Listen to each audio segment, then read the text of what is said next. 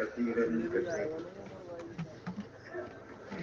أعوذ بالله من الشيطان الرجيم بسم الله الرحمن الرحيم ومن أحسن قولا ممن دعا إلى الله وعمل صالحا وقال إنني من المسلمين وقال عليه الصلاة والسلام لا يؤمن أحدكم حتى يكون هواه تبعا لما جئت به او كما قال علیہ الصلاۃ والسلام۔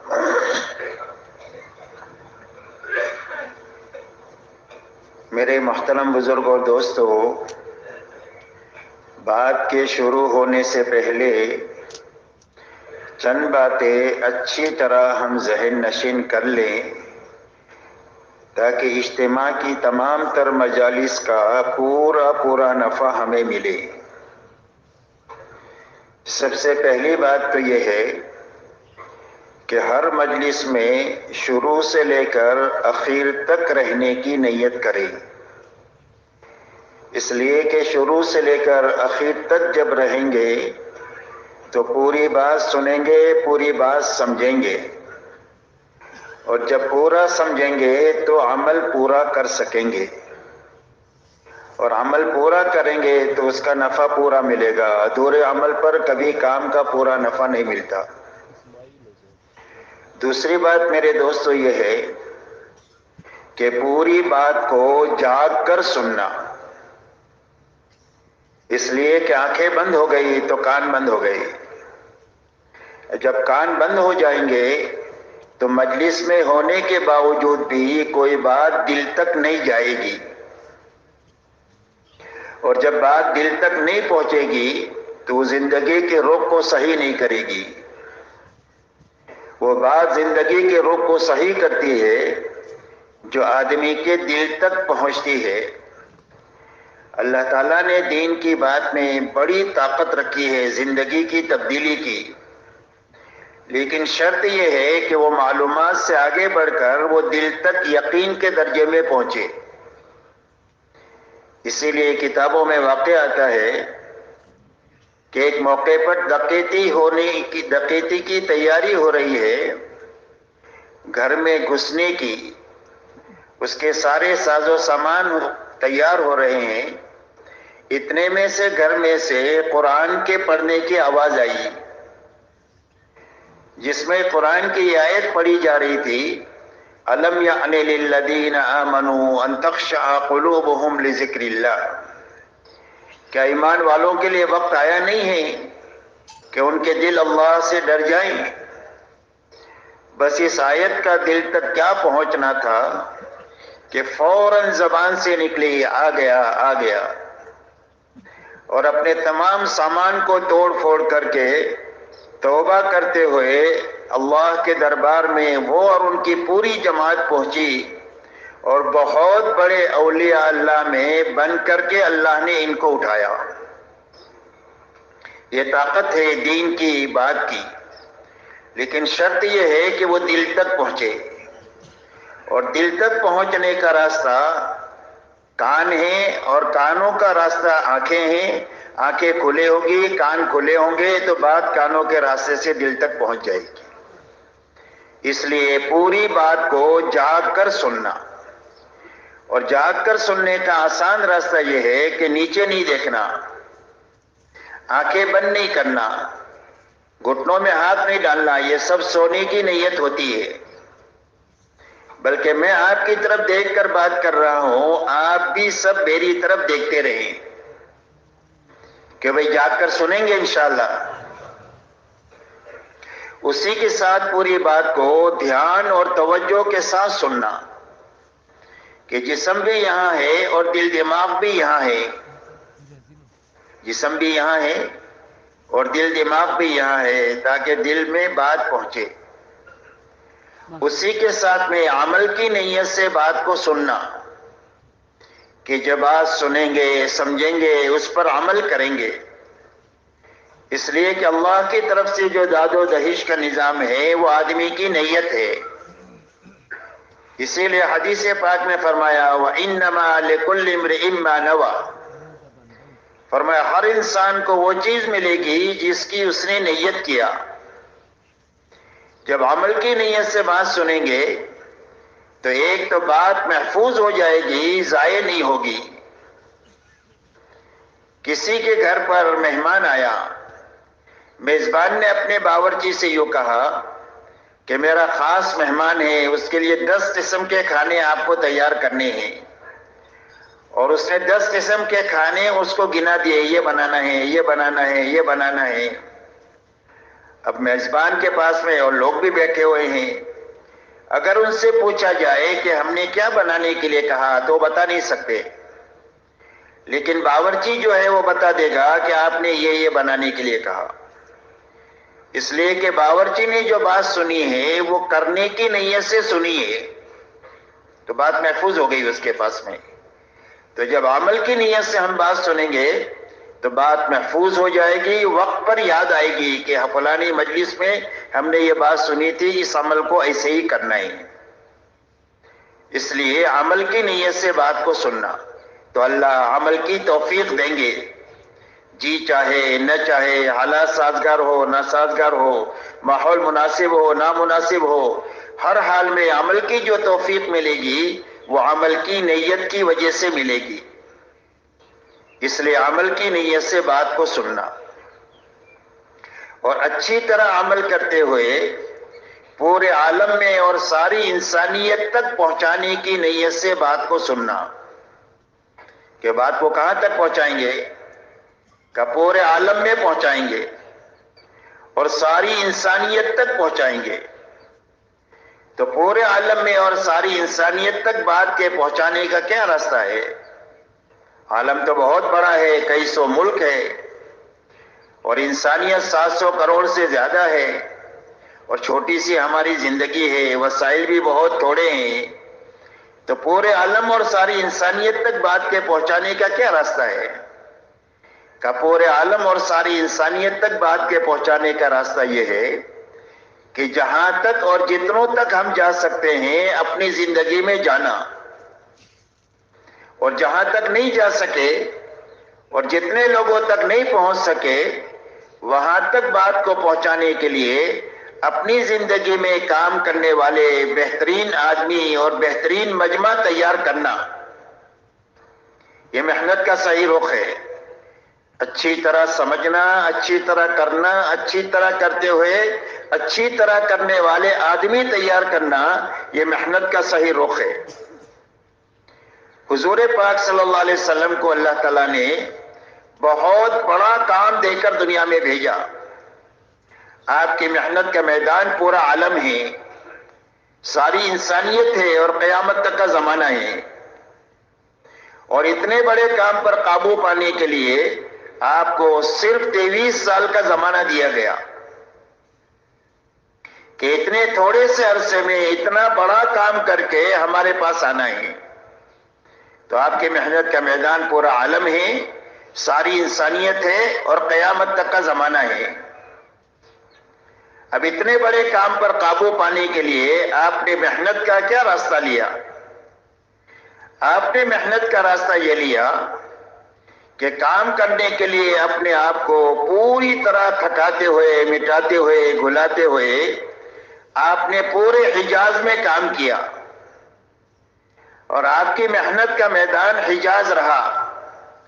آپ کا نبوت کے بعد لمبے میں لمبا سفر جو ہے وہ تبوک تک کا ہے اور باقی عالم پورا آپ کی محنت کا میدان ہے. تو اس علاقے پر کام کرتے ہوئے آپ نے 23 سالہ دور نبوت میں بہترین صحابہ کا عملہ تیار فرمایا. 1.25 لاکھ صحابہ کا مجمع، جو مجمع آپ کی زندگی کا آئینہ تھا کہ صحابہ کی زندگی ایسی تھی جیسے حضور صلی اللہ علیہ وسلم کی زندگی. اسی لیے جب صحابہ کے بارے میں پوچھا گیا کہ یہ کون لوگ ہیں، فرمایا فرسان بالنہار ورہبان باللیل، بسام بالنہار وبکاء باللیل. فرمایا دن کے شہ سوار ہے اور راتوں کے یہ راہب ہے اور عبادت گزار ہے. کانوا قلیلا من اللیل ما یہجعون وبالاسحار هم یستغفرون، فرمایا راتوں کو یہ بہت کم سوتے ہیں اور اخیر راتوں میں کر کے مٹ کے کھپ کے اللہ کے سامنے استغفار کرتے ہیں کہ کام کا حق تو ادا نہیں ہوا۔ فرمایا دن کو حشاش بشاش اللہ کے دین کا کام کرنے والے ہیں اور راتوں کو اللہ کے سامنے بہت زیادہ رونے والے ہیں۔ یہ صحابہ کی صفت بتلائی کہ ان کی شان یہ۔ تو حضور صلی اللہ علیہ وسلم کا دن دعوت اور تعلیم کے لیے اللہ تعالیٰ نے آپ کو داعی اور معلم بنا کر کے بھیجا تھا، تو آپ کے دن کا اکثر وقت دعوت اور تعلیم پر خرچ ہوتا تھا، اور رات کا اکثر وقت آپ کا اللہ کے سامنے کھڑا ہونے میں، قرآن پڑھنے میں اور اللہ کے سامنے آہوزاری میں خرچ ہوتا تھا۔ یہاں تک کہ آپ اللہ کے سامنے رات کو اتنا کھڑا ہوتے تھے کہ آپ کے پیروں پر ورم آ جاتا تھا، اور آپ کے سینے سے رونے کی آواز ایسی آتی تھی جیسا ہنڈیا کے ابلنے کی آواز آتی ہے۔ یہ آپ کا دن ہے اور یہ آپ کی رات ہے، اور یہی دونوں چیزیں آپ کے پورے مجمع میں منتقل ہوئی۔ 100% ایمان والے ان دو بنیادوں پر آئے، فرسان بالنہار و رہبان باللیل۔ فرمایا دن کے شہ سوار ہے کہ گھوڑے کی پشت پر سوار ہو کر پوری دنیا میں پھر رہے ہیں، لوگوں کو اللہ کا تعارف کرانے کے لیے کہ اللہ کون ہے اور کیسے ہیں، اللہ کی کیسی شانیں ہیں، اللہ کتنی قدرت والے ہیں، اللہ کتنے بڑے ہیں، اللہ کتنے معاف کرنے والے ہیں، اللہ کتنے پکڑنے والے ہیں، اللہ کتنے بڑے پالنے والے ہیں، اللہ کتنے بڑے زندگی دینے والے ہیں، اللہ کتنے بڑے مارنے والے ہیں، اللہ کی شانیں لوگوں کو سمجھانے والے ہیں، اور راتوں کے یہ عبادت گزار ہیں۔ اس لیے میرے دوستو، کام کا صحیح رخ یہ ہے کہ کام کو پہلے تو اچھی طرح سمجھنا ہے۔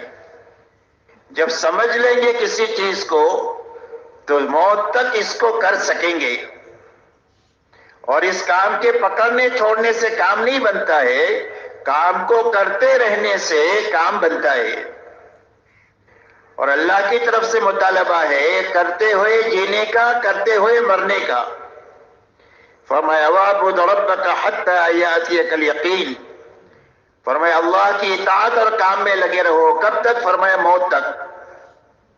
فرمایا لا تموتن الا وانتم مسلمون، اللہ جل شانہ فرماتے ہیں مسلمان ہو کر کے مریو۔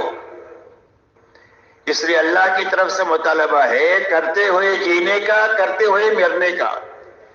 تو یہ اسی وقت میں ہو سکے گا جب آدمی کام کو اچھی طرح سمجھ کر کام پر اپنی اور پوری امت اور انسانیت کی زندگی کے بننے کے یقین کے ساتھ اس محنت پہ چلے گا۔ اس لیے کہ سمجھنے کے معنی یقین کے ہے کہ دل میں یہ بات رچ بس جائے کہ میری اور میری نسلوں کے اور پوری امت اور انسانیت کے سنبھلنے کی بنیاد اللہ کا دین ہے اور اللہ کے دین کی محنت ہے۔ تو اچھی طرح سمجھنا، پھر اچھی طرح اس کو کرنا، اس لیے کہ اچھی طرح کرنے سے اس کے نتائج نکلیں گے۔ ہمارے ذمے صرف محنت کو صحیح طریقے سے کرنا ہے، باقی نتیجہ جو ہے وہ اللہ کے ذمے ہے۔ اسی لیے محنت کا نام کام ہے، اور نتیجہ تو اللہ علیم اور حکیم ہے، اپنے علم اور حکمت سے کبھی جلدی نکال دیتے ہیں، کبھی دیر میں نکال دیتے ہیں، کبھی بہت اچھا نکال دیتے ہیں، کبھی کم اچھا نکالتے ہیں۔ یہ اللہ کے علم اور حکمت کی بات ہے۔ رہا ہمارے ذمے، فرمایا ہمارے ذمے صرف صحیح محنت کرنا ہے، گٹلی کو صحیح طریقے سے زمین میں رکھنا ہمارے ذمے ہے۔ درخت اللہ بناتے ہیں، نطفہ صحیح جگہ رکھنا انسان کے ذمے ہے، انسان اللہ بناتے ہیں۔ ایسا ہی محنت ہمارے ذمے ہے، نتیجہ اللہ ظاہر فرماتے ہیں۔ اس لیے کام کو اچھی طرح کرنا، اور اچھی طرح کرتے ہوئے اچھی طرح کرنے والے آدمی اپنی زندگی میں تیار کر کے مرنا، بانجھ بن کر نہیں مرنا۔ ایک عورت زندگی بھر نکاح میں رہی، ایک بھی بچہ پیدا نہیں ہوا، اس کو بانجھ کہتے ہیں۔ زندگی بھر تبلیغ کی، لیکن ایسی تبلیغ کیا کہ ایک بھی آدمی تیار نہیں ہوا، بلکہ تیار ہونے کے بجائے ہماری زندگی ایسی رہی کہ کام سے وہ دور ہوتے رہے۔ تو یہ تبلیغی بانج پنا ہے، تو بانج بن کر نہیں مرنا، بلکہ مرتے وقت میں اپنے پیچھے عملہ بنا کر کے چھوڑنا جو اچھی طرح کام کو سمجھا ہوا ہو، تاکہ اطمینان کے ساتھ ہم جی بھی سکے اور اطمینان کے ساتھ ہم مر بھی سکے۔ ان باتوں کی رعایت کے ساتھ میں ہمیں پوری بات کو سننا ہے۔ کیوں بھائی پورا مجمع تیار ہے؟ کیوں بھائی سو تو نہیں رہے؟ اپنے پڑوسیوں کو دیکھ لو۔ صبح میں دو کام کرنے پڑتے ہیں، ایک بیان کرنا پڑتا ہے اور ایک جگاتے رہنا پڑتا ہے۔ کیوں بھائی جگانا پڑے گا کہ جاگتے رہیں گے؟ کیوں بھائی جاگیں گے پورا مجمع؟ آپ اپنا خیال خود ہی رکھیں اپنے پڑوسی کا، کوئی سو رہا ہو تو اس کو محبت سے آپ جگا دیں۔ اور میں نے جاگنے کا راستہ آپ کو بتا دیا، نیچے نہیں دیکھنا ہے، آنکھیں بند نہیں کرنا ہے، گھٹنوں میں ہاتھ نہیں ڈالنا ہے، یہ ساری سونے کی نیت ہوتی ہے۔ ٹھیک ہے بھائی؟ سارے انشاءاللہ جاگ کر سنیں گے؟ اللہ ہمارے سب کے لیے آسان فرمائے۔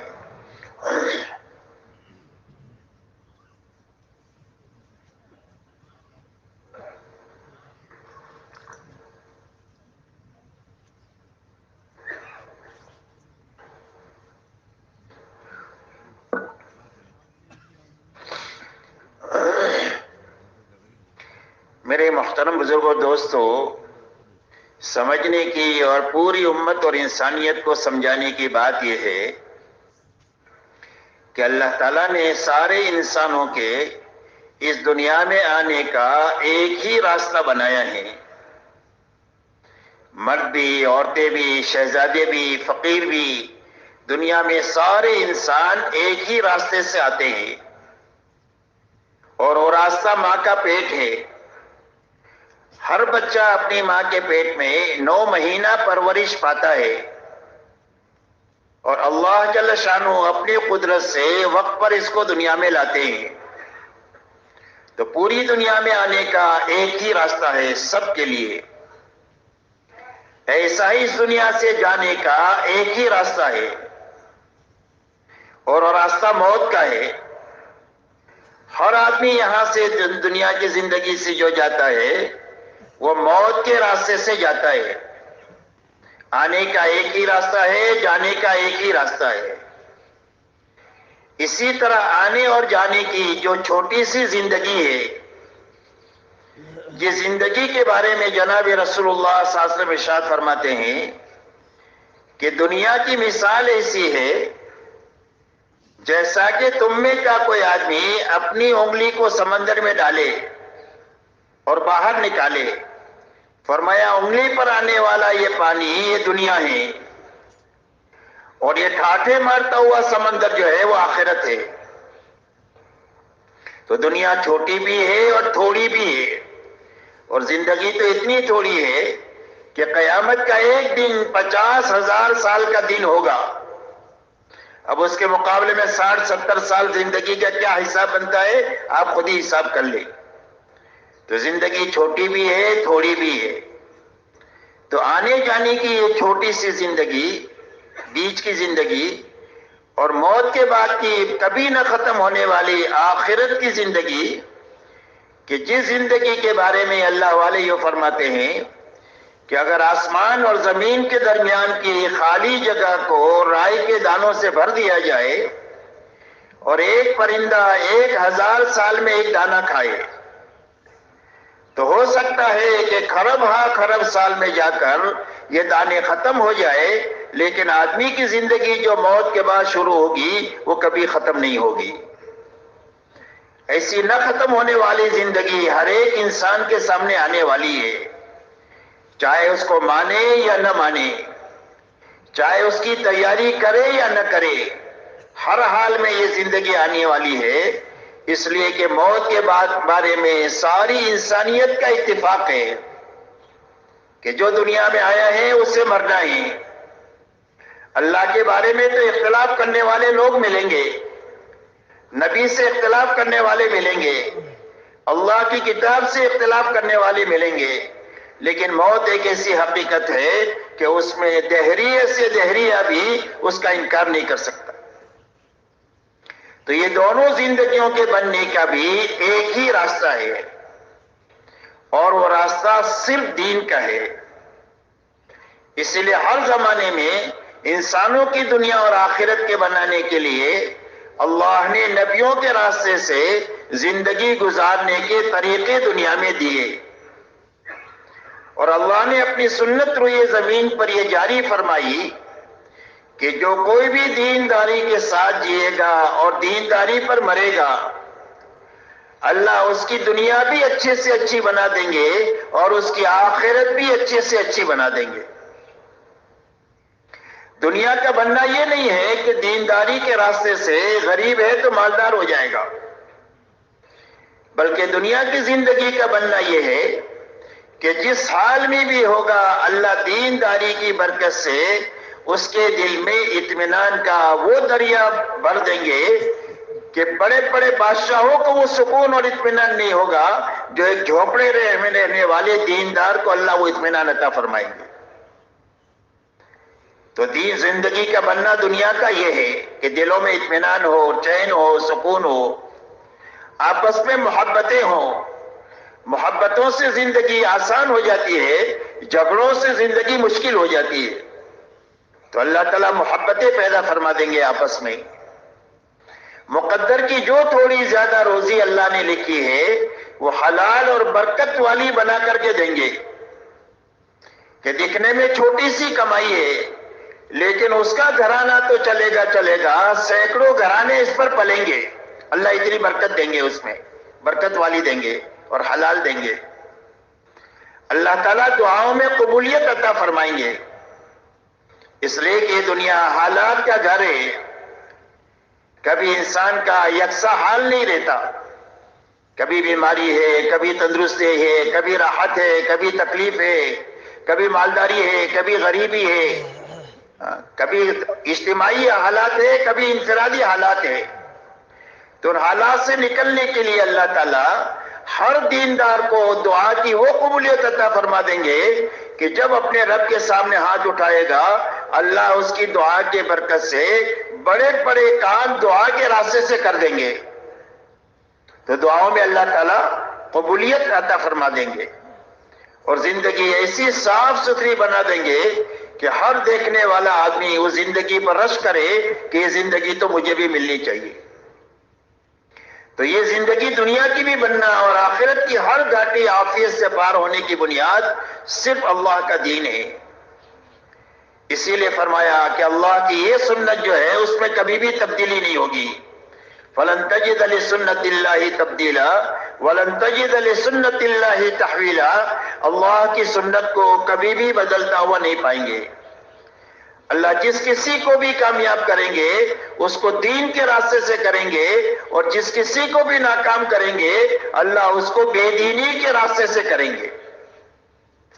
اسی لیے یہ حقیقت ساری انسانیت کو قیامت تک کے زمانے میں جتنی آنے والی ہے ان کو سمجھانے کے لیے اللہ نے قرآن میں نبیوں کے اور ان کی پیروی کرنے والوں کے انجام کو بیان کیا ہے کہ ہر زمانے میں یہ تھوڑے بھی رہے اور کمزور بھی رہے، تھوڑے بھی رہے اور کمزور بھی رہے اسباب اور وسائل کے اعتبار سے، لیکن کمزوری اور قلت کے باوجود بھی اللہ نے نتیجتاً ان کو بے سر و سامانی میں چمکا دیا، اور ان کے مقابلے میں ہر زمانے میں لوگ سار و سامان کے اعتبار سے بہت زیادہ رہے، تعداد بھی زیادہ رہی اور وسائل بھی بہت رہے، لیکن بے دینی کی بنیاد پر اللہ نے نتیجتاً ان کو اجاڑ دیا۔ اور اللہ تعالیٰ نے فرمایا فَكُلًّا أَخَذْنَا بِذَنبِهِ فَمِنْهُمْ مَنْ أَرْسَلْنَا عَلَيْهِ حَاصِبًا وَمِنْهُمْ مَنْ أَخَذَتْهُ الصَّيْحَةُ وَمِنْهُمْ مَنْ خَسَفْنَا بِهِ الْأَرْضَ وَمِنْهُمْ مَنْ أَغْرَقْنَا وَمَا كَانَ اللَّهُ لِيَظْلِمَهُمْ وَلَكِنْ كَانُوا أَنفُسَهُمْ يَظْلِمُونَ۔ اللہ جلتے فرماتے ہیں کہ ان ساروں کی ہم نے پکڑ کیا، ہر زمانے کے حالات کو اللہ نے بیان کیا ہے کہ ان کے پاس وسائل بھی بہت تھے، تعداد بھی بڑی تھی، لیکن بے دینی کی بنیاد پر ان میں کے ہر ایک کی ہم نے پکڑ کیا۔ اور پکڑنے کی بنیاد کیا ہوئی؟ فرمایا گناہوں والی زندگی ہوئی اور نافرمانی والی زندگی ہوئی، جس کی بنیاد پر ہم نے پکڑ کیا۔ ان میں سے کسی پر ہوا کے عذاب کو بھیجا، کہ ہوا نے ان کو اکھاڑ کھاڑ کر ایک دوسرے کے ساتھ ٹکرار کر کے ان کی لاشیں زمین پر گرا دیا. کسی پر فرشتے کی صیحہ اور چیخ کو مسلط کیا جس سے ان کے کلیجے پھٹ گئے. کسی کو زمین کے اندر میں دسا دیا اور کسی کو پانی میں ڈبا دیا. اور یہ فرمایا آخر میں کہ اللہ کسی پر ظلم نہیں کرتے ہیں، انہوں نے ہی بے دینی کے راستے سے اپنی ہلاکت کا سامان خود ہی کیا ہے، جس کی بنا پر اللہ کی پکڑ کا یہ شکار ہوئے ہیں. اس لیے میرے دوستو، یہ بنیادی بات ہے جو سمجھنے کی ہے کہ پوری امت اور ساری انسانیت کی دنیا اور آخرت کے بننے کا ایک ہی راستہ ہے، اور وہ صرف دین کا ہے، اور اجڑنے کی ایک ہی بنیاد ہے، اور وہ صرف بے دینی ہے. اسی لیے حدیث پاک میں آتا ہے کہ دنیا میں 4 قسم کے لوگ ہیں. ایک قسم دنیا میں وہ ہے کہ جس کے نصیب میں اللہ نے مال لکھا ہے اور وہ مالدار ہے، اس لیے کہ مال کا تعلق عقل سے بھی نہیں ہے اور محنت سے بھی نہیں ہے کہ بہت عقل والا ہے اس کے لیے مالدار ہے، یا یہ بہت محنت کرتا ہے اس کے لیے مالدار ہے، بلکہ مال کا تعلق اللہ کی تقسیم سے ہے. اور اللہ اپنی علم اور حکمت سے کسی کو زیادہ دیتے ہیں، کسی کو کم دیتے ہیں. کسی کے لیے کم ہی مفید ہوتا ہے، اگر زیادہ آ جائے تو سرکش بن جائے. کسی کے لیے زیادہ مفید ہوتا ہے، اگر اس کا مال اس کے ہاتھ سے نکل جائے تو یہ کافر ہو جاوے. تو اللہ اپنے علم اور حکمت سے کسی کو کم دیتے ہیں، کسی کو زیادہ دیتے ہیں. کم زیادہ دینے میں اللہ کی رضا اور ناراضگی کا دخل نہیں ہے کہ اللہ جس سے راضی ہو اسے زیادہ مال دے اور اللہ جس سے ناراض ہو اس کو کم دے. یہ بات نہیں ہے. بات سمجھ میں آ رہی بھائی؟ بلکہ اللہ اپنے علم حکمت سے کسی کو کم دیتے ہیں، کسی کو زیادہ دیتے ہیں. اب ایک آدمی کے نصیب میں اللہ نے زیادہ مال رکھا اور اس نے اپنی جان لگا کر دین حاصل کیا، اس لیے کہ مال تو آیا تقدیر سے اللہ کی، لیکن دین جو آئے گا وہ ہر آدمی کی اپنی محنت سے آئے گا. تو اس نے اپنی جان لگا کر کے دین حاصل کیا. جب زندگی میں دین آ گیا تو اس کی زندگی میں جینے کا سلیقہ آ گیا کہ مجھے جان کہاں لگانی ہے اور مال مجھے کہاں لگانا ہے. ابھی اپنی جان مال کو اللہ کی مرضیات پر لگا رہا ہے کہ اللہ کی طرف سے حکم آیا جان کے لگانے کا، عبادت کے لائن کا تو عبادت پہ لگ رہا ہے. مال کے لگانے کا تقاضا آیا عبادت کی لائن کا تو اس میں عبادت پہ مال کو لگا رہا ہے. اللہ کی طرف سے حکم آیا دعوت میں لگانے کا تو دعوت کے ہر تقاضے پر اپنی جان مال کو یہ لگا رہا ہے. اللہ کی طرف سے تقاضا آیا اللہ کی مخلوق پر لگانے کا تو اللہ کی مخلوق پر لگا رہا ہے.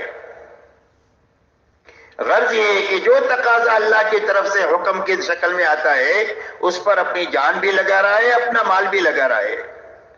فرمایا دنیا میں ایک قسم یہ ہے. دوسری قسم دنیا میں وہ ہے کہ جس کے نصیب میں اللہ نے مال نہیں لکھا ہے لہذا وہ فقیر ہے. مال نہیں لکھا ہے تو وہ فقیر ہے، لیکن فقیر ہونے کے باوجود اس نے اپنی جان لگا کر اپنے آپ کو تھکا کر دین حاصل کر لیا. اس لیے کہ دین کے حاصل کرنے کے لیے مال کی ضرورت نہیں ہے، دین حاصل کرنے کے لیے جان لگانے کی ضرورت ہے. جان لگانے سے آدمی کی زندگی میں دین آتا ہے، جان کھپانے سے آدمی کی زندگی میں دین آتا ہے. ایک آدمی اگر پورے دارالعلوم کا خرچ نبھائے تو اس کی سورہ فاتحہ ٹھیک نہیں ہوگی جب تک خود بیٹھ کر سورہ فاتحہ کو یاد نہیں کرے گا. کوئی بات سمجھ میں آ رہی ہے؟ تو دین زندگیوں میں لانے کے لیے جان زیادہ لگانی پڑتی ہے بنسبت مال کے.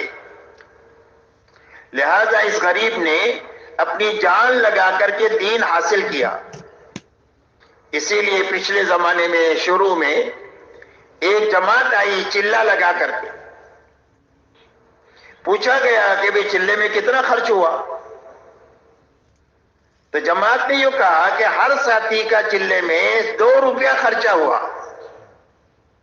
کتنا خرچ ہوا؟ 2 روپیہ. تو پوچھنے والوں نے پوچھا کہ بھئی سفر کے لیے گاڑی مسجد کے دروازے پر کھڑی رہتی ہوگی جو تم کو لے کر جاتی ہوگی، اور تینوں ٹائم دعوت ہوتی ہوگی. تو فرمایا نہ ایک مرتبہ دعوت ہوئی، نہ ایک مرتبہ گاڑی آئی مسجد کے سامنے. پورے 40 دن میں ہم پیدل چلے ہیں. پورے 40 دن میں تہجد پڑھ کر چلنا شروع کرتے تھے، اور گھنٹوں چلنے کے بعد اپنی منزل پر پہنچ کر کام شروع کرتے. لوگوں سے ملنا، ان کو ایمان سمجھانا، آخرت سمجھانا، دین میں کامیابی سمجھانا، بے دینی میں ناکامی سمجھانا، اور پھر اپنی زندگی میں دین پر چلنے کی طاقت پیدا کرنے کے لیے، اللہ کے راستے میں نکلنے کے لیے ان کو تیار کرنا. فرمایا جا کر کام کرتے، اور 2 بجے تک یہی کام کرتے، لوگوں میں پھرنا، اسی کو سننا، اسی کو بولنا.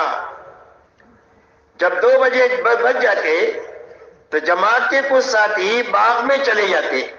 امرود کے باغ ایک علاقے میں بہت ہوتے ہمارے یہاں. تو سیزن میں چند پیسوں میں وہی ٹوکری مل جاتی ہے امرود کی. تو فرمایا چند پیسوں میں وہ امرود کی ٹوکری لے کر 2 ساتھی آ جاتے. سارے ساتھی مل کر وہ امرود کھا لیتے. یہی ناشتہ ہے، یہی دوپہر کا کھانا ہے، یہی رات کا کھانا ہے. کیا ہے؟ ناشتہ بھی ہے، دوپہر کا کھانا بھی ہے، اور رات کا کھانا ہے. دن میں ایک ہی مرتبہ کھایا اور وہ امرود کھایا پورے چلے میں. اور ایک مرتبہ بھی سواری پر سوار نہیں ہوئے، پیدل چلے. تو کتنے روپے میں چلہ ہو گیا؟ 2 روپے میں. تو دین سیکھنے کے لیے جان لگانی پڑتی ہے، مال کی بہت زیادہ ضرورت نہیں پڑتی. لہذا اس غریب نے جان لگا کر دین حاصل کر لیا. اب دین کی بنیاد پر اس کو یہ پتا چلا کہ غربت میں کیسے کامیابی اللہ سے لی جا سکتی ہے. اب یہ مالدار دیندار کو دیکھتا ہے تو اس کے دل میں بھی یہ جذبہ اٹھتا ہے کہ اگر اللہ نے بھی مجھے مال دیا ہوتا تو جب عبادت کے تقاضے پر لگانے کا حکم آتا تو عبادت میں لگاتا، اور دعوت پر لگانے کا تقاضا آتا تو میں بھی دنیا میں ایسے ہی پھرتا جیسے یہ مالدار دیندار پھر رہا ہے. اور اللہ کی مخلوق پر لگانے کا موقع آتا تو میں بھی ایسا ہی لگاتا جیسے یہ مالدار دیندار لگا رہا ہے.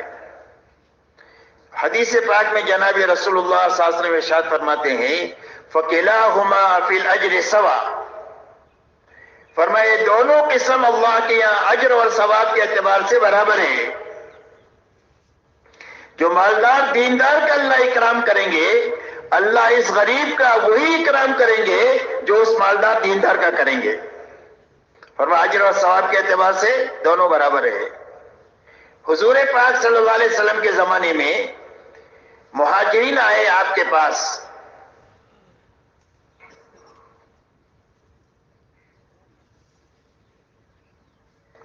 اور آ کر یوں فرمایا کہ اللہ کے نبی انصار تو ساری خیر لے اڑے. جان لگانے کا موقع ہے تو جان بہت لگاتے ہیں، ان کی تعداد ہمارے سے بہت زیادہ ہے. اور مال لگانے کا موقع ہے تو ان کے مال بھی زیادہ ہے، مال بھی زیادہ لگاتے ہیں. تو یہ تو ساری خیر لے گئے، ہم تو پیچھے رہ گئے. آپ نے فرمایا جن کے ساتھ ہونا چاہتے ہو؟ فرمایا ہاں اللہ کے نبی ان کے ساتھ ہی ہونا چاہتے ہیں. فرمایا اگر ان کے ساتھ ہونا چاہتے ہو تو ایک تو ان کی قربانی کی قدر کرو. کیا کرو؟ ان کی قربانی اور محنت کی قدر کرو. اور فرمایا ان کے لیے دعا کرو تو تم ان کے ساتھ ہو جاؤ گے. ایسا آسان نسخہ دین نہیں. ہمارا دین جو ہے اس کے اندر میں تو آم کے آم گٹھلی کے بھی دام ہیں. آم کے تو آم اور گٹھلی کے بھی دام. ایسا پیارا دین اللہ نے عطا فرمایا. لہذا فرمایا کہ یہ دونوں اجر اور ثواب کے اعتبار سے برابر ہے. یہ 2 قسم ہوئی دنیا میں. فرمایا تیسری قسم وہ ہے کہ جس کے نصیب میں اللہ نے مال لکھا ہے اور وہ مالدار ہے، اور اس نے اپنی جان نہ لگا کر کے دین حاصل نہیں کیا. جب دین ہی نہیں آیا ہے تو اس کو پتہ ہی نہیں ہے کہ مال کہاں لگانا چاہیے. تو یہ مال خواہشات میں لگاتا ہے، اپنی خواہشات پوری کرنے میں حلال اور حرام کی رعایت کے بغیر اللہ کے مخلوق پر ظلم و ستم ڈھانے میں لگا رہا ہے اور ہر جائز ناجائز میں مال لگا رہا ہے، اس لیے کہ زندگیوں میں صحیح چلنے کا سلیقہ جو پیدا ہوتا ہے وہ صرف دین دراز کے راستے سے ہوتا ہے، اور کوئی راستہ صحیح سلیقہ پیدا ہونے کا ہے ہی نہیں ہے۔ چاہے دنیا میں کتنا ہی پڑھا لے، لیکن صحیح سلیقہ زندگی میں جینے کا جو آئے گا وہ صرف دین کے راستے سے آئے گا۔ تو فرمایا تیسری قسم وہ ہے کہ مالدار ہے اور بے دین ہے۔ چوتھی قسم فرمایا وہ ہے کہ جس کے نصیب میں اللہ نے مال نہیں لکھا ہے لہذا وہ غریب ہے، لیکن اس نے اپنی جان لگا کر دین حاصل نہیں کیا، جان لگا کر کے دین حاصل نہیں کیا۔ اب یہ جب مالدار بے دین کو دیکھتا ہے تو اس کے دل میں ایک ہوک اٹھتی ہے اور لالچ پیدا ہوتی ہے، اور اس کو دیکھ کر یہ کہتا ہے کہ کاش میرے پاس بھی مال ہوتا تو میں بھی ایسا ہی عیاشی کرتا جیسا یہ کر رہا ہے، اور میں وہ سارے کام کرتا جیسے یہ مالدار بے دین کر رہا ہے۔ حالانکہ مال نہیں ہے اور نہ خرچ کرنے کے اس کی طاقت ہے، لیکن اس کے اندر کا جذبہ یہ ہے۔ تو جناب رسول اللہ صلی اللہ علیہ وسلم ارشاد فرماتے ہیں فَقِلَاهُمَا فِي الْوِزْرِ سَوَا، فرمایا عذاب اور پکڑ کے اعتبار سے یہ دونوں برابر ہے۔ جو پکڑ اس مالدار بے دین کی ہوگی اس کے اندر کے اس غلط جذبے کی بنیاد پر اس کی پکڑ بھی وہی ہوگی۔ اس لیے میرے محترم دوستو اچھی طرح سمجھنے کی بات ہے کہ کامیابی کی بنیاد صرف اللہ کا دین ہے اور ناکامی کی بنیاد صرف بے دینی ہے۔ اللہ نے ہمارے پر احسان فرمایا کہ اللہ تعالیٰ نے ہمیں مسلمان گھرانے میں پیدا فرما کر اسلام بھی عطا فرمایا اور ایمان کی رمق بھی عطا فرما دیا۔ یہ اللہ کا خصوصی انعام ہے جو کروڑوں انسانوں میں سے چن کر اللہ نے ہمیں اتنی بڑی نعمت عطا فرمائی ہے۔ اس لیے کہ اللہ کے یہاں جو پسندیدہ طریقہ ہے وہ صرف دین اسلام ہے، اور پوری انسانیت کا ایک ہی مذہب ہے اور وہ دین اسلام ہے۔ اللہ نے سارے مذاہب کو منسوخ فرما کر ساری انسانیت کے لیے ایک ہی طریقہ پسند کیا، اور قرآن میں اعلان فرمایا ان الدین عند اللہ الاسلام، فرمایا زندگی گزارنے کا جو طریقہ اللہ کے یہاں پسندیدہ ہے وہ صرف دین اسلام ہے۔ وَمَن يَبْتَغِي غَيْرَ الْإِسْلَامِ دِينًا فَلَن يُقْبَلَ مِنْهُ وَهُوَ فِي الْآخِرَةِ مِنَ الْخَاسِرِينَ، فرمایا اسلام کے علاوہ کسی اور راستے پر چل کر کے کوئی آئے گا اللہ کے یہاں وہ راہ مقبول نہیں ہوگی اور وہ آخرت میں زبردست نقصان اٹھانے والا ہوگا۔ اس کی موت مشکل ہو جائے گی، قبر جہنم کا گڑھا بن جائے گی، قیامت کے ہولناک دن میں ذلت اور رسوائی کا سامنا کرنا پڑے گا، پل صراط پر سے کٹ کر یہ جہنم میں گر جائے گا، وہاں سے نکل نہیں سکے گا جو اسلام کے علاوہ کسی اور راستے پر چل کر آئے گا۔ اللہ نے احسان فرما کر ہمیں اتنی بڑی نعمت بغیر مانگے اور بغیر استحقاق کے اللہ نے عطا فرمائی۔ اب اللہ جل شانہ کا مطالبہ ہر ایمان والے سے یہ ہے کہ اسلام میں پورے داخل ہو جاؤ۔ اللہ جل شانہ ارشاد فرماتے ہیں یا ایھا الذین آمنوا ادخلوا فی السلم کافۃ ولا تتبعوا خطوات الشیطان انہ لکم عدو مبین۔ اللہ جل شانہ فرماتے ہیں کہ اے ایمان والو دین میں اسلام میں پورے داخل ہو جاؤ اور شیطان کے نقش قدم پر مت چلو، اس لیے کہ شیطان تمہارا کھلا ہوا دشمن ہے۔ اس آیت کریمہ کے شان نزول کے بارے میں مفسرین نے یہ لکھا ہے کہ یہ آیت اتری ہے حضرت عبداللہ ابن سلام رضی اللہ تعالیٰ عنہ کے بارے میں، جو اسلام سے پہلے ایک سچا آسمانی مذہب تھا، اس کے یہ ماننے والے تھے، اور اس مذہب کے اندر میں اونٹ کا گوشت کھانا منع تھا۔ ان کے دل میں یہ جذبہ پیدا ہوا کہ اسلام میں اونٹ کا گوشت کھانا فرض واجب نہیں ہے، حلال ہے، بہت ساری چیزیں حلال ہیں، اب کرے تو کوئی حرج نہیں، نہ کرے تو کوئی بات نہیں۔ تو ان کے دل میں یہ جذبہ پیدا ہوا کہ اگر میں اونٹ کا گوشت نہ کھاؤں تو پہلا جو سچا آسمانی مذہب تھا اس پر بھی میرا عمل ہو جائے گا اور اسلام پر بھی عمل ہو جائے گا. ایسے اچھے جذبے سے ایک مباح چیز کو چھوڑا، فرض نہیں چھوڑا، کوئی واجب نہیں چھوڑا، کوئی گناہ کا کام نہیں کیا، ایسے اچھے جذبے سے ایک مباح چیز کو چھوڑا. تو اس پر اللہ کی طرف سے قرآن میں آیت اتر رہی ہے کہ اے ایمان والو، اسلام میں پورے داخل ہو جاؤ اور شیطان کے نقش قدم پر مت چلو، اس لیے کہ شیطان تمہارا کھلا ہوا دشمن ہے. اسلام کے آنے کے بعد کسی اور تہذیب اور تمدن کی طرف، کسی اور کے طور طریق کی طرف اور کسی اور مذہب کی طرف تمہاری للچائی ہوئی نگاہوں سے دیکھنا اللہ اس کو برداشت نہیں کریں گے. اس لیے کہ ہم نے دین اسلام پورا اتار دیا ہے. الیوم اکملت لکم دینکم واتممت علیکم نعمتی ورضیت لکم الاسلام دینا. فرمایا ہم نے تمہارے لیے دین کو پورا اتار دیا ہے. کوئی چیز ایسی نہیں چھوڑی کہ جس میں تمہاری رہبری نہ کی ہو.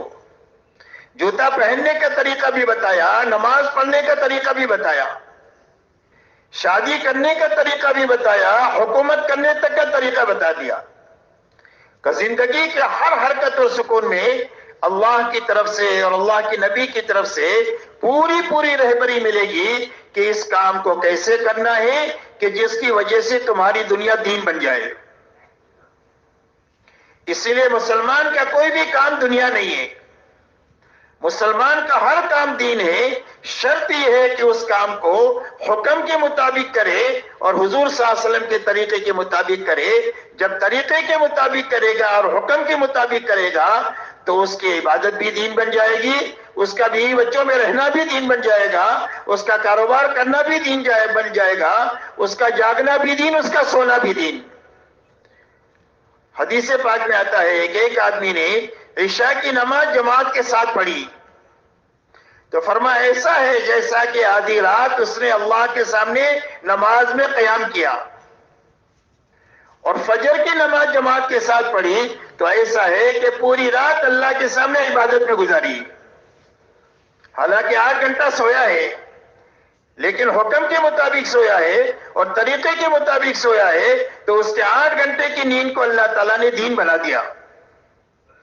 ایک آدمی اگر 60 سال کی عمر میں 8 گھنٹہ سوئے گا تو 20 سال سونے میں جائیں گے. تو فرمایا سونا اس کا دین بن جائے گا، کمانا دین بن جائے گا، خرچ کرنا دین بن جائے گا، ہر چیز دین بن جائے گا.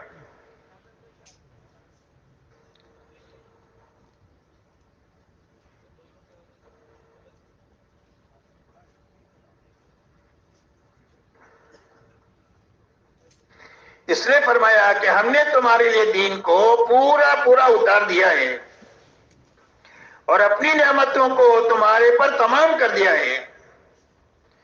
اللہ کی طرف سے ساری نعمتیں راضی ہو کر جو ملے گی وہ دین کے راستے سے ملے گی.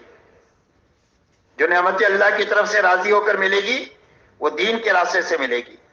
تو فرمایا ہم نے اپنی نعمتوں کو تمہارے پر پورا اتار دیا ہے اور ہم نے اسلام تم کو پسند کر کے دیا ہے. ہمارا پسندیدہ طریقہ ہے، پسند کر کے ہم نے تم کو دیا ہے. اب ادھر ادھر تاک جاگ کی اجازت نہیں ہے. اس لیے میرے دوستو، دعوت اور تبلیغ کی محنت اس بات کی ہے کہ ہر فرد امت میں پورے دین پر چلنے کی طاقت پیدا ہو جاوے. امت کا المیہ یہ نہیں ہے کہ امت کو دین معلوم نہیں ہے، اور امت کا المیہ یہ نہیں ہے کہ امت کے بعد دین پر چلنے کے وسائل نہیں ہیں. معلومات بھی خوب ہے، وسائل بھی خوب ہے. امت کا المیہ یہ ہے کہ امت کے دین پر چلنے کی طاقت کی کمی ہے، اور یہ کمی کفر کی وجہ سے نہیں ہے. کتنا ہی گناہوں میں ڈوبا ہوا مسلمان ہو، ہم اس کے اوپر کفر کا فتویٰ نہیں لگائیں گے. ہم ان گناہوں سے نفرت کریں گے، گنہگار سے محبت کریں گے. جیسے بیماری سے نفرت ہوتی ہے، بیمار سے محبت ہوتی ہے. اس لیے کہ بیمار تو بیوی ہوتی ہے، باپ ہوتا ہے، بیٹا ہوتا ہے، اس سے آدمی کیسے نفرت کرے گا؟ ایسے ہی سارے گناہوں سے نفرت، لیکن گنہگار سے محبت ہم کریں گے.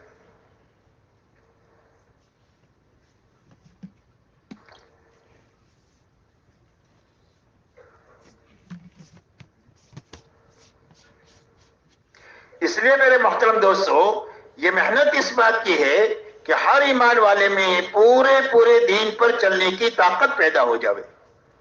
ایک بات تو یہ ہے اس محنت سے مقصود۔ دوسری چیز مقصود یہ ہے کہ ہر فرد امت میں دین کی ذمہ داری کا احساس پیدا ہو جاوے کہ میں باپ ہوں، بچوں کا ذمہ دار ہوں، شوہر ہوں، بیوی کی ذمہ داری میرے پر ہے، میں مسلمان ہوں، اسلام کی ذمہ داری مجھ پر ہے، یہ ذمہ داری کا احساس پیدا ہو جاوے۔ دنیا کی کمی پر رونا آتا ہے، بے چینی بے قراری آتی ہے، دین کی کمی پر بے چینی اور بے قراری نہیں آتی ہے، اس لیے کہ احساس ہمارا کمزور ہو گیا ہے۔ اس لیے میرے دوستو، دعوت و تبلیغ کی محنت پوری امت کے لیے اس لیے ہے کہ ہر امت کی ضرورت ہے، اور ہر فرد امت کو اپنے اندر میں اس طاقت کو پیدا کرنے کی ضرورت ہے کہ جس طاقت کے راستے سے اس کی زندگی میں سارے فرائض زندہ ہو جائے اور سارے حرام سے زندگی پاک ہو جاوے۔ اس لیے کہ اللہ کی طرف سے جو احکامات آئے ہیں وہ دو لائن کے احکامات آئے ہیں، ایک کرنے کے لائن کے احکامات آئے ہیں اور ایک بچنے کے لائن کے احکامات آئے ہیں کہ یہ کرنا ہے یہ نہیں کرنا۔ جتنے کرنے کے لائن کے احکامات ہیں وہ سارے احکامات پر پورا عمل کرنا، اور جتنے بچنے کے لائن کے احکامات ہیں ان ساری چیزوں سے بچنا، یہ پورا دین ہے۔ جب زندگیوں میں پورا دین ہوگا، دین پر چلنے کی طاقت کے راستے سے، تو اللہ کے سارے وعدے جو دین کے ساتھ ہیں وہ پورے ہو جائیں گے۔ اس لیے کہ اللہ تعالیٰ نے قرآن پاک میں اور جناب محمد رسول اللہ صلی اللہ علیہ وسلم نے اپنے فرمانات میں جتنے وعدے کیے ہیں وہ دین پر کیے ہیں، اور وہ وعدے اس وقت میں پورے ہوں گے جب زندگیوں میں دین پورا ہوگا۔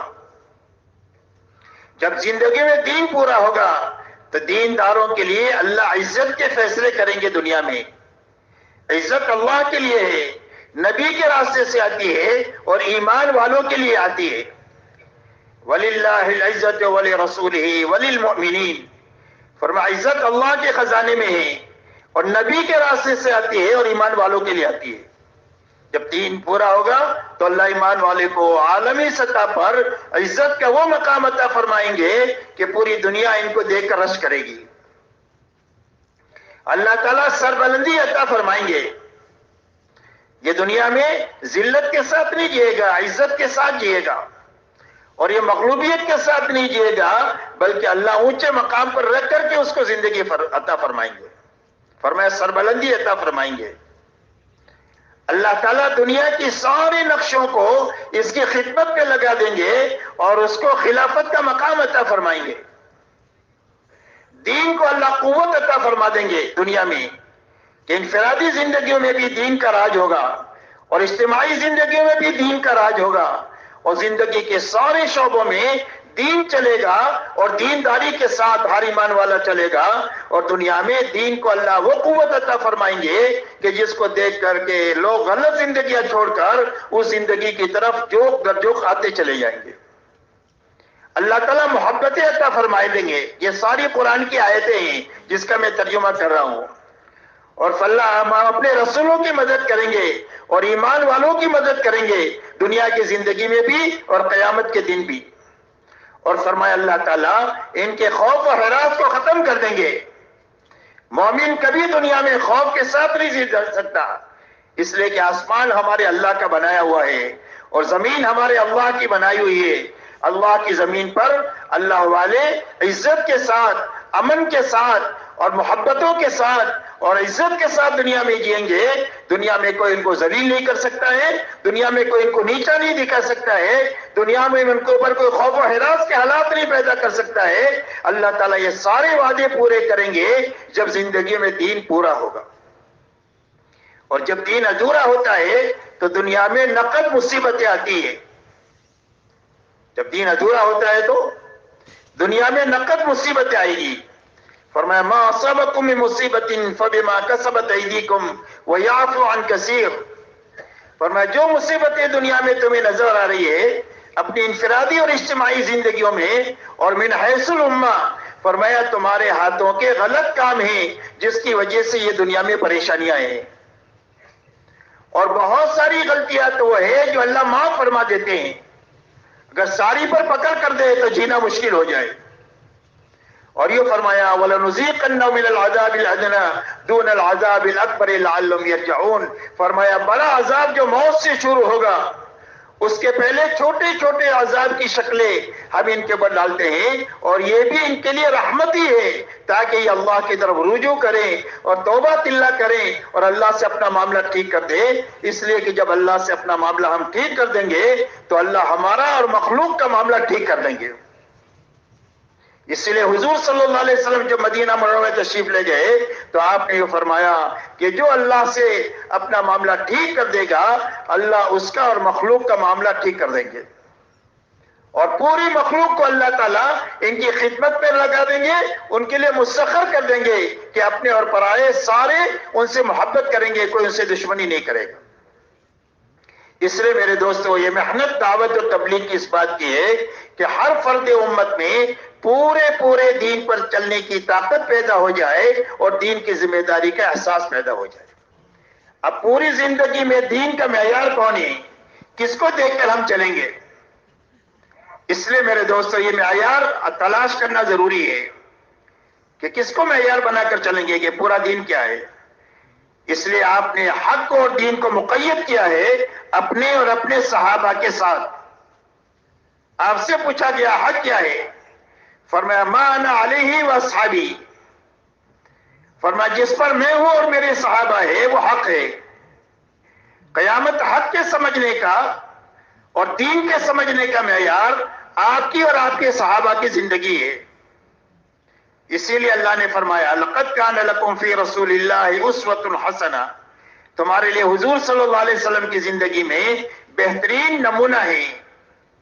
حضور صلی اللہ علیہ وسلم کی زندگی میں بہترین نمونہ ہے، اپنی زندگی کو آپ کے سانچے میں ڈھال کر زندگی گزارو، اور آپ نے اپنے ساتھ اپنے صحابہ کو ملا دیا، فرمایا حق وہ ہے جس پر میرے صحابہ ہیں اور میں ہوں، اور یوں فرمایا اصحابی کالنجوم بأی مقتدیتم اہتدیتم، میرے سارے صحابہ ستاروں کے مانند ہے، جن کے پیچھے بھی تم چلو گے وہ تم کو اللہ تک اور جنت تک پہنچا دیں گے۔ اس لیے حق کے سمجھنے کا معیار آپ کی اور آپ کے صحابہ کی زندگی ہے۔ ہمارا میرے دوستو المیہ یہ ہے کہ ہم دین کے معاملے میں نیچے دیکھتے ہیں اور دنیا کے معاملے میں اوپر دیکھتے ہیں، تو ساری نعمتوں کے باوجود ناقدری اور ناشکری ہے۔ اللہ نے سب کچھ دیا رکھا ہے لیکن ہر وقت یہ احساس ہے کہ بھئی آگے ہونا چاہیے، یہ تو کم ہے، اس لیے کہ اوپر دیکھنے کی عادت بنی ہے ہماری، اور دین کے معاملے میں نیچے دیکھنے کی عادت بنی ہے، اس لیے دین کی کمی کا احساس نہیں ہے، باوجود اس کے کہ زندگیوں میں بے دینی کوٹ کوٹ کے بھری ہوئی ہے، لیکن ہر آدمی کو یہ گمان ہو گیا ہے کہ میں تو دیندار ہوں۔ حالانکہ میرے دوستو حکم اس بات کا ہے کہ دنیا کے معاملے میں نیچے دیکھا جائے اور دین کے معاملے میں اوپر دیکھا جائے۔ فرمایا صابرین اور شاکرین میں سے کوئی ہو نہیں سکتا ہے جب تک دنیا کے معاملے میں نیچے نہ دیکھے اور دین کے معاملے میں حضور اور صحابہ کو سامنے رکھ کر کے نہ چلے۔ اور اللہ تک پہنچنے کا اور جنت تک پہنچنے کے یہی دو راستے ہیں، ایک شکر کا راستہ ہے اور ایک صبر کا راستہ ہے، کہ صبر کے راستے سے اور شکر کے راستے سے اللہ تک پہنچ جائیں گے اور جنت تک پہنچ جائیں گے۔ اس لیے میرے محترم دوستو یہ ہم کو دین کے معاملے میں وہاں دیکھنا ہے۔ اسی لیے مولانا الیاس صاحب رحمۃ اللہ علیہ سے جب پوچھا گیا کہ آپ اس محنت سے کیا چاہتے ہیں،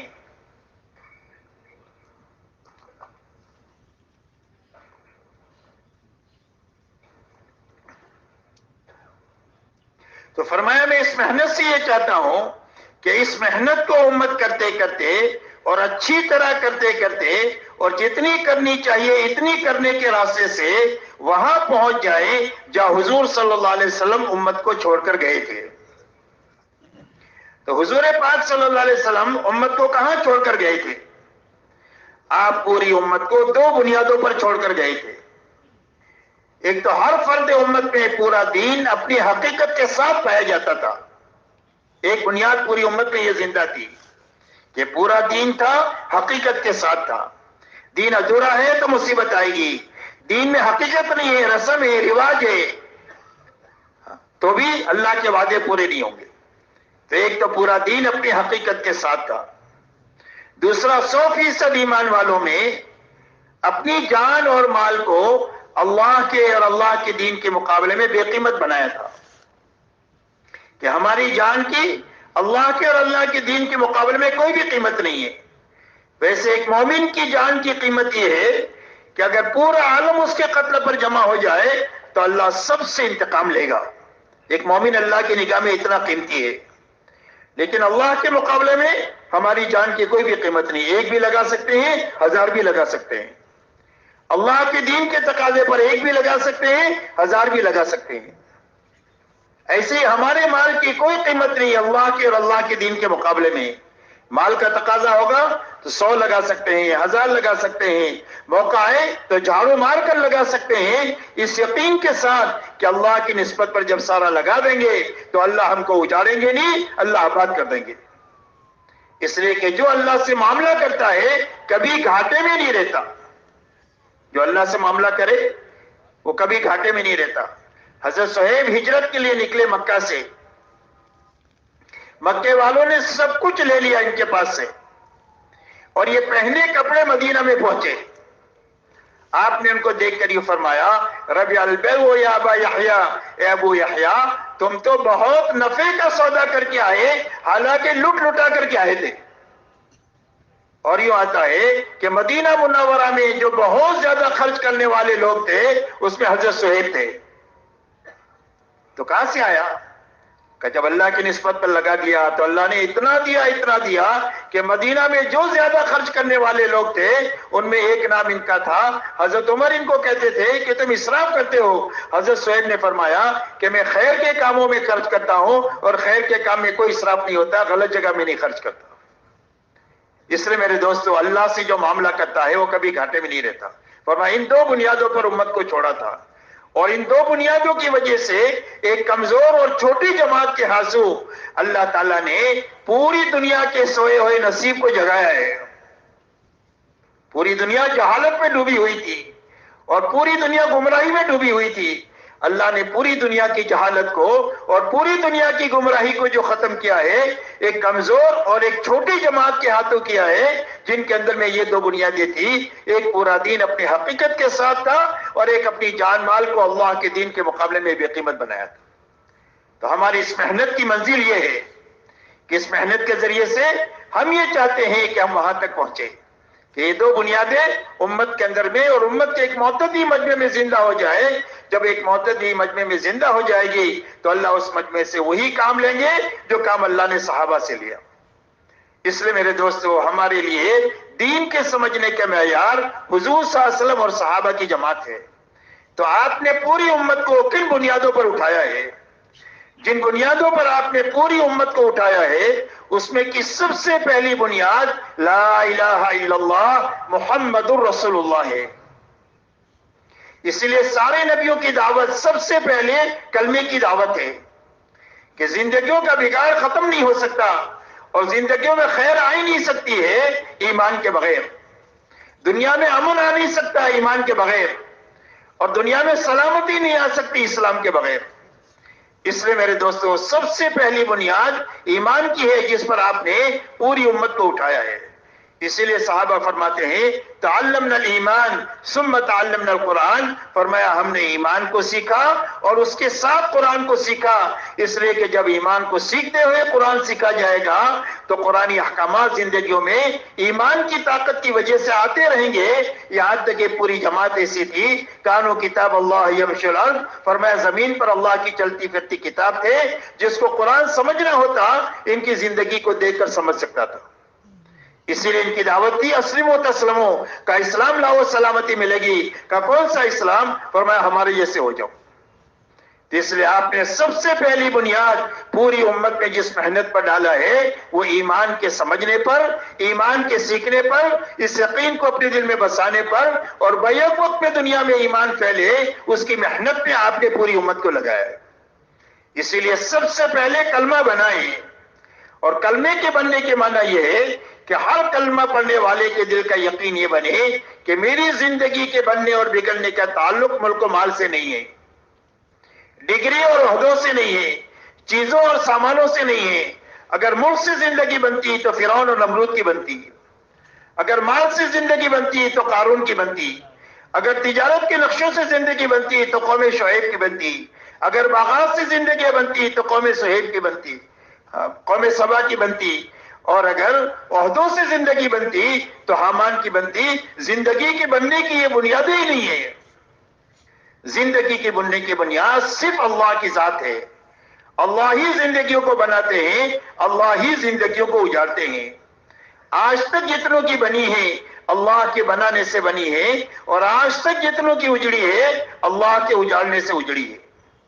بنانے والے بھی اللہ ہے، اجاڑنے والے بھی اللہ ہے، اور اللہ کے یہاں سے زندگی کے بنانے کا ایک ہی ضابطہ ہے، اور وہ صرف محمد الرسول اللہ ہے۔ کہ اللہ کس کی زندگی بنائیں گے؟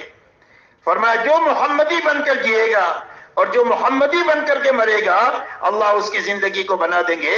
جھوپڑے میں ہے تو جھوپڑے میں بنا دیں گے، محل میں ہے تو محل میں بنا دیں گے، غریب ہے تو غربت میں بنا دیں گے، اور مالدار ہے تو مالداری میں بنا دیں گے، تندرست ہے تو تندرستی میں بنا دیں گے، بیمار ہے تو بیماری میں بنا دیں گے۔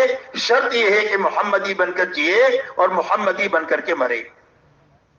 فرمایا سر کے بالوں سے لے کر پیر کے ناخن تک، اور جوتا پہننے سے لے کر نماز تک، اور شادی بیاہ سے لے کر حکومت کرنے تک، زندگی کے ہر شعبے میں محمدی بن کر کے جینا یہ اللہ سے کامیابی لینے کا واحد راستہ ہے۔ اس لیے اللہ کے نبی سے محبت پیدا ہو جائے، اپنی جانوں سے زیادہ، اپنی تمام تر اولاد اور بیویوں سے زیادہ، اور ساری چیزوں سے زیادہ محبت اللہ کے نبی کی ہو جائے۔ یہ نبی کا حق ہے کہ نبی کی محبت سب سے زیادہ دل میں ہو۔ نبی کا حق ہے کہ نبی کی عظمت اللہ کے بعد ہمارے دل میں ہو۔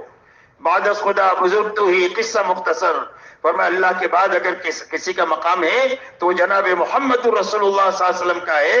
اگر عالم آپ کو نہیں پیدا کرنا ہوتا تو عالم کو نہیں پیدا کیا جاتا۔ اس لیے آپ کی عظمت اور بزرگی ہمارے دلوں میں ہو، آپ کی اطاعت ہمارے دلوں میں ہو، ہماری زندگیوں میں ہو، کہ جو آپ کہیں گے وہ کریں گے، جس سے آپ منع کریں گے اس سے رک جائیں گے۔ اللہ نے فرما دیا ما آتاکم الرسول فخذوہ وما نہاکم عنہ فانتہوا، فرمایا جو نبی تمہیں دے دے وہ لے لو، اور جس سے روک دے اس سے رک جاؤ۔ اس لیے آپ کی ہر بات میں آپ کی اطاعت کی جائے گی، خوشی میں بھی اور غمی میں بھی، اور یہ فرمایا آپ کی اتباع کی جائے گی۔ فرمایا ہمارا کھانا سونا پہننا شادی بیاہ سب آپ کے نقش قدم پر ہوگا۔ ہم کھائیں گے ایسے جیسا آپ نے کھایا، سوئیں گے ایسے جیسا آپ سوئے، کپڑے ایسے پہنیں گے جیسا آپ نے پہنے، شادی ایسے کریں گے جیسا آپ نے کیا۔ اپنی زندگی کے ہر حرکت اور سکون میں ہم آپ کی اتباع اور پیروی کے ساتھ چلیں گے۔ جب حضور صلی اللہ علیہ وسلم والی سنت ہماری زندگیوں میں آ جائے گی، زندگی کے ہر حرکت اور سکون میں، تو ہم اللہ کے محبوب بن جائیں گے، اور اللہ تعالیٰ سنت والی زندگی کے اپنانے کی برکت سے جو انعامات دیں گے، سب سے پہلا انعام دیں گے کہ سنت کی برکت سے اللہ اس زندگی جینے والے کی محبت نیک لوگوں کے دلوں میں پیدا کر دیں گے۔ نیک لوگوں کے دلوں میں یہ محبوب ہو جائے گا سنت والی زندگی کے اپنانے کی برکت سے۔ فرمایا فاسق اور فاجر اور بے ایمانوں کے دلوں میں اللہ اس کا رعب ڈال دیں گے۔ اللہ اس کا رعب بے ایمانوں کے اور فاسق اور فاجر کے دلوں میں ڈال دیں گے کہ ان سے آنکھ ملا کر کے اور بلند آواز سے بات نہیں کر سکتا ہے جو سنت والی زندگی اپنا کر دنیا میں جیے گا۔ اللہ یہ انعام دیں گے۔ اللہ روزیوں میں برکت عطا فرمائیں گے سنت کی برکت سے، اور فرمایا دین میں پختگی عطا فرما دیں گے۔ یہ کوئی حال دنیا کا اس کو اس زندگی سے ہٹا نہیں سکتا ہے۔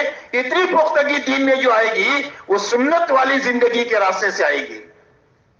اس لیے کہ جو سنت نہیں چھوڑ سکتا کہ وہ واجب کو چھوڑے گا، جو واجب نہ چھوڑے کبھی فرض چھوڑ سکتا ہے، اور جو فرض نہ چھوڑے کبھی ایمان چھوڑ سکتا ہے۔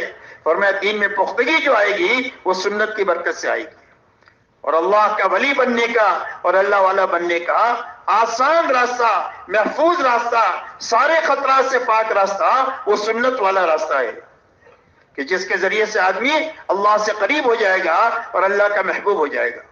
اسی لیے فرمایا قل ان کنتم تحبون اللہ فاتبعونی یحببکم اللہ ویغفر لکم ذنوبکم واللہ غفور رحیم۔ اللہ جل شانہ فرماتے ہیں کہ اے ہمارے نبی جی، ہمارا شاہی فرمان آپ انسانوں کو سنا دیجئے کہ اگر تمہیں اللہ سے محبت کا دعویٰ ہے تو اس کی دلیل یہ ہے کہ اس دلیل میں میرے پیچھے پیچھے چلو۔ نبی کے پیچھے چلنا یہ اللہ سے محبت کی دلیل ہے کہ اللہ کی اس سے محبت ہے، اس کے پیچھے اللہ کے نبی سے کے پیچھے پیچھے یہ چل رہا ہے۔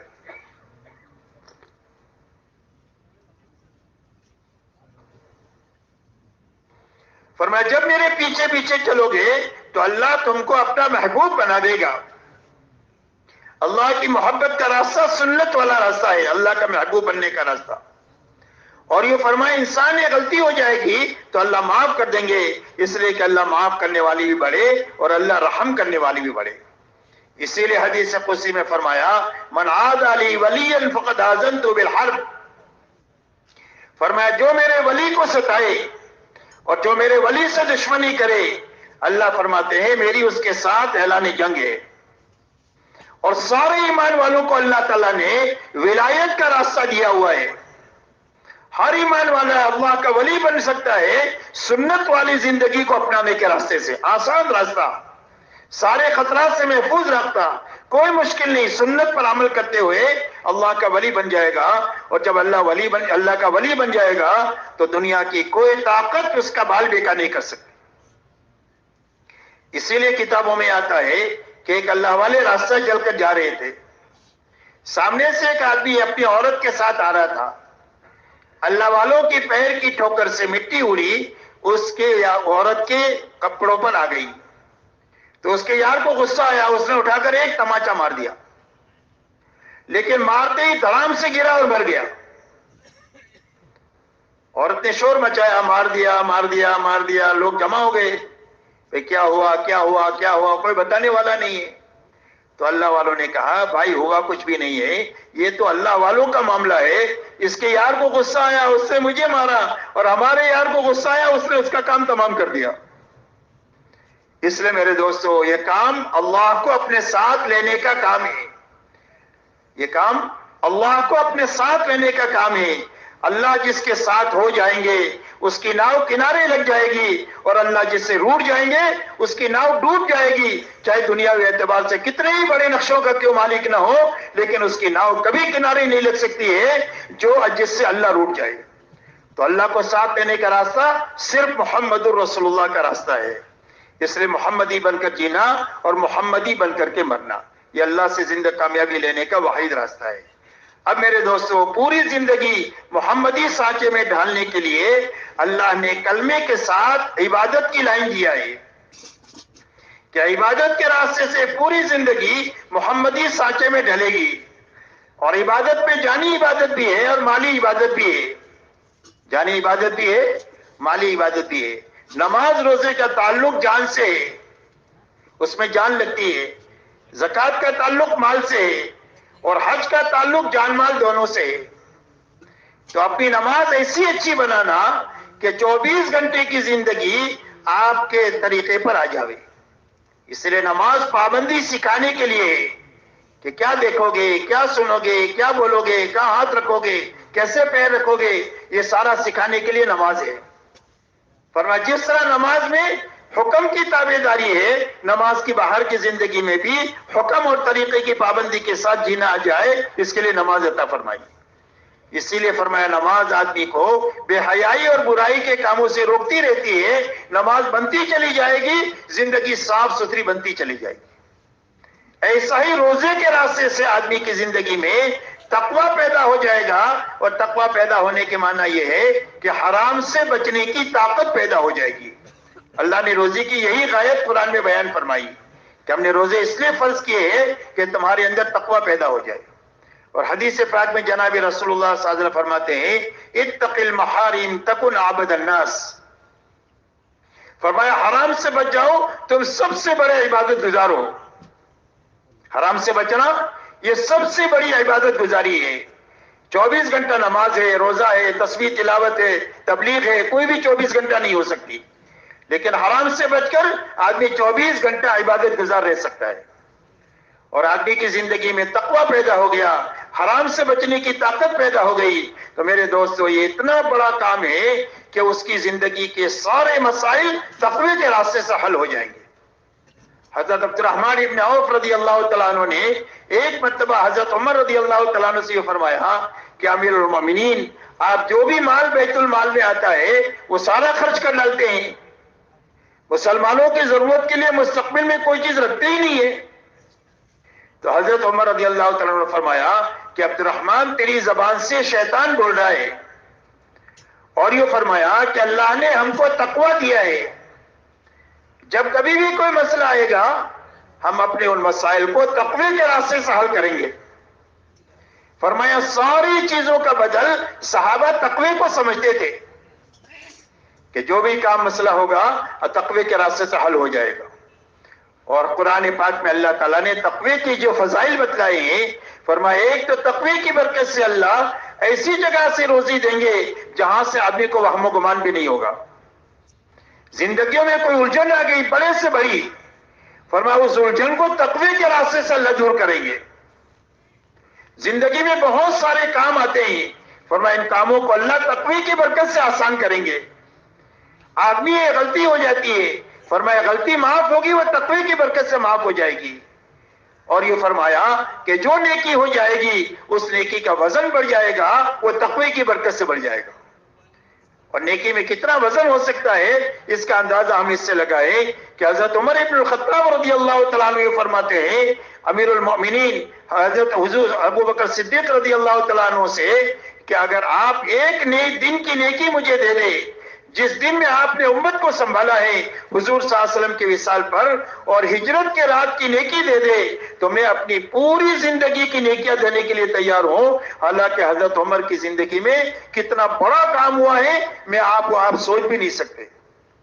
پوری دنیا میں کتنی مسجدیں بنی، پوری دنیا میں علم کے مراکز بنے، اور پوری دنیا کے اندر میں عبادت کی فضا دنیا میں بنی، اور پوری دنیا میں امن و امان بنا۔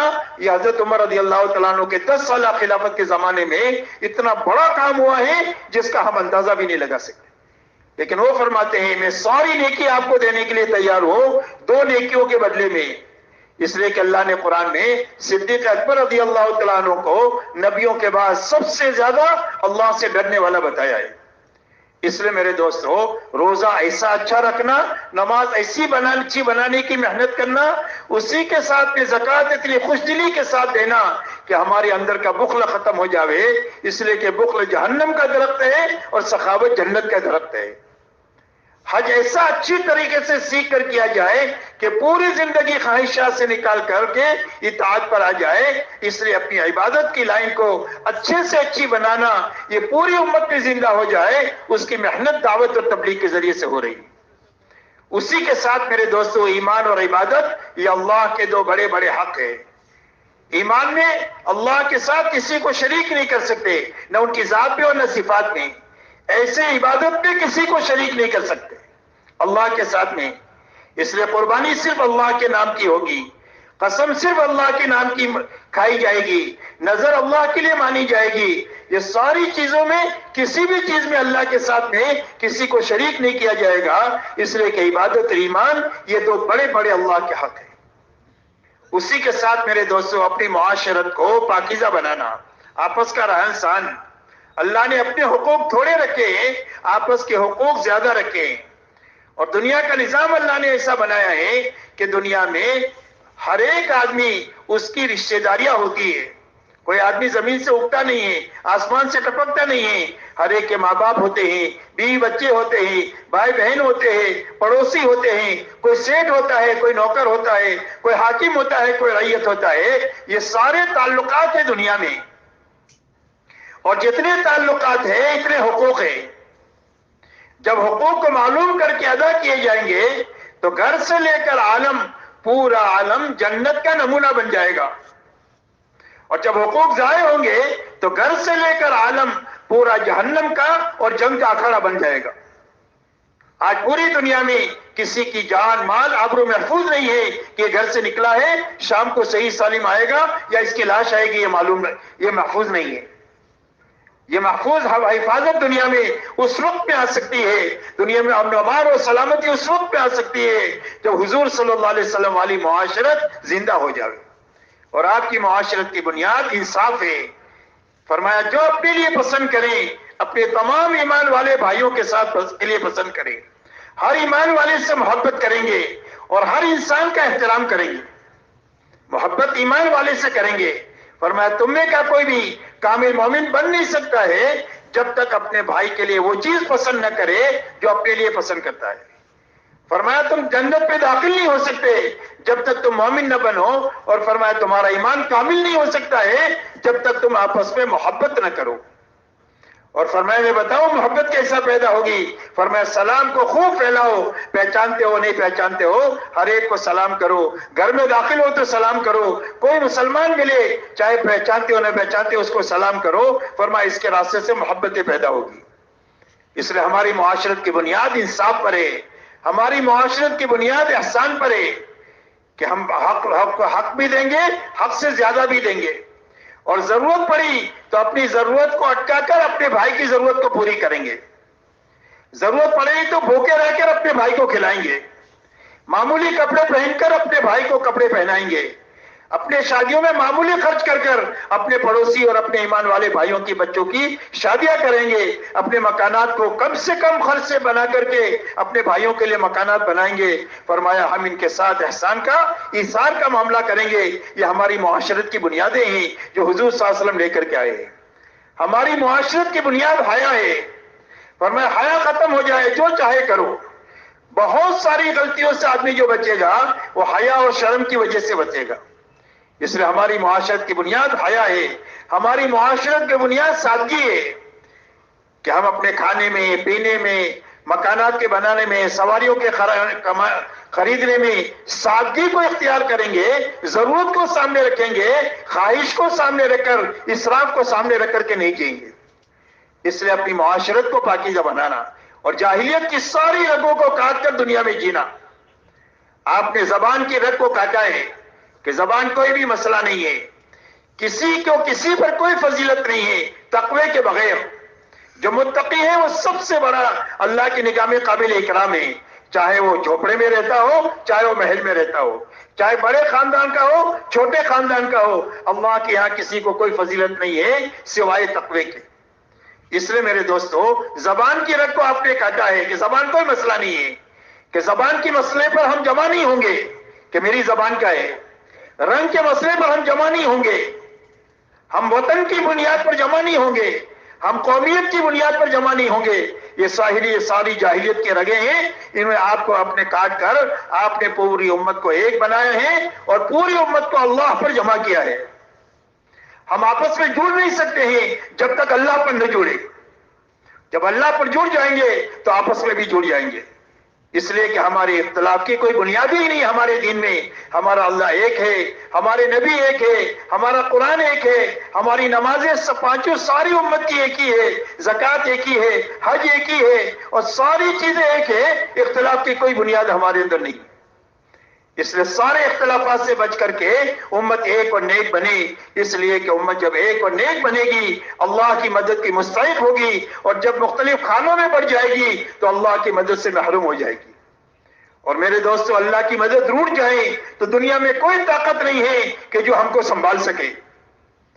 ہماری سنبھالنے والی چیز صرف اللہ کی مدد ہے.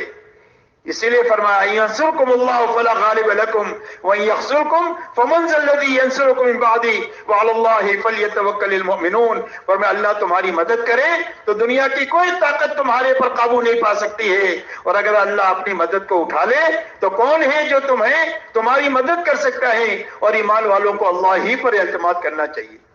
اس لیے ہمارے سارے مسائل کا حل صرف اللہ کی مدد ہے، اور اللہ کی مدد کا سب سے بڑا سبب ہماری آپس کی اجتماعیت ہے کہ ہم حق پر جمع ہوں گے، حق ہی کو کہیں گے، حق ہی کو بولیں گے، حق ہی کو دنیا میں پھیلائیں گے. اس لیے کہ حق پر جمع ہونے کا نام اجتماعیت ہے اور باطل پر جمع ہونے کا نام تفرقہ ہے. اسی لیے بے ایمانوں کے بارے میں فرمایا تحسبهم جميعا وقلوبهم شتى. فرمایا ان کی بہت بڑی بھیڑ تم کو نظر آئے گی حالانکہ ان کے دل اندر سے پھٹے ہوئے ہیں. بھیڑ کے جمع ہونے کا نام اجتماعیت نہیں ہے، حق پر جمع ہونے کا نام اجتماعیت ہے.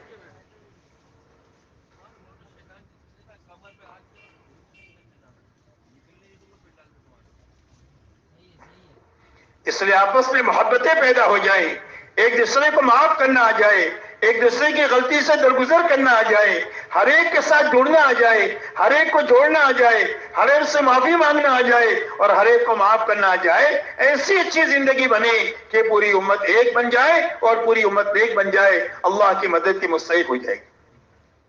اسی کے ساتھ میرے دوستو، اللہ تعالیٰ نے یہ دنیا کو ضرورت کی پوری کرنے کی جگہ بنایا ہے، خواہش کی پوری کرنے کی جگہ نہیں بنایا۔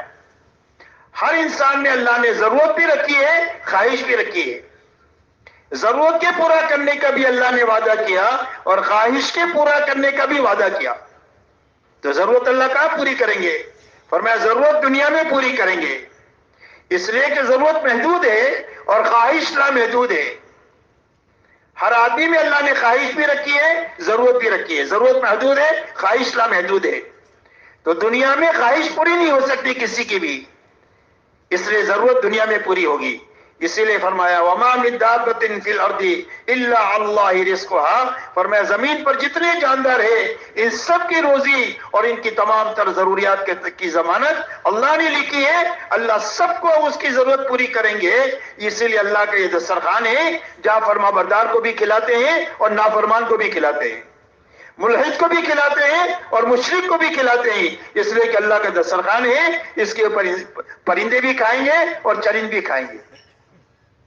اس لیے میرے محترم دوستو،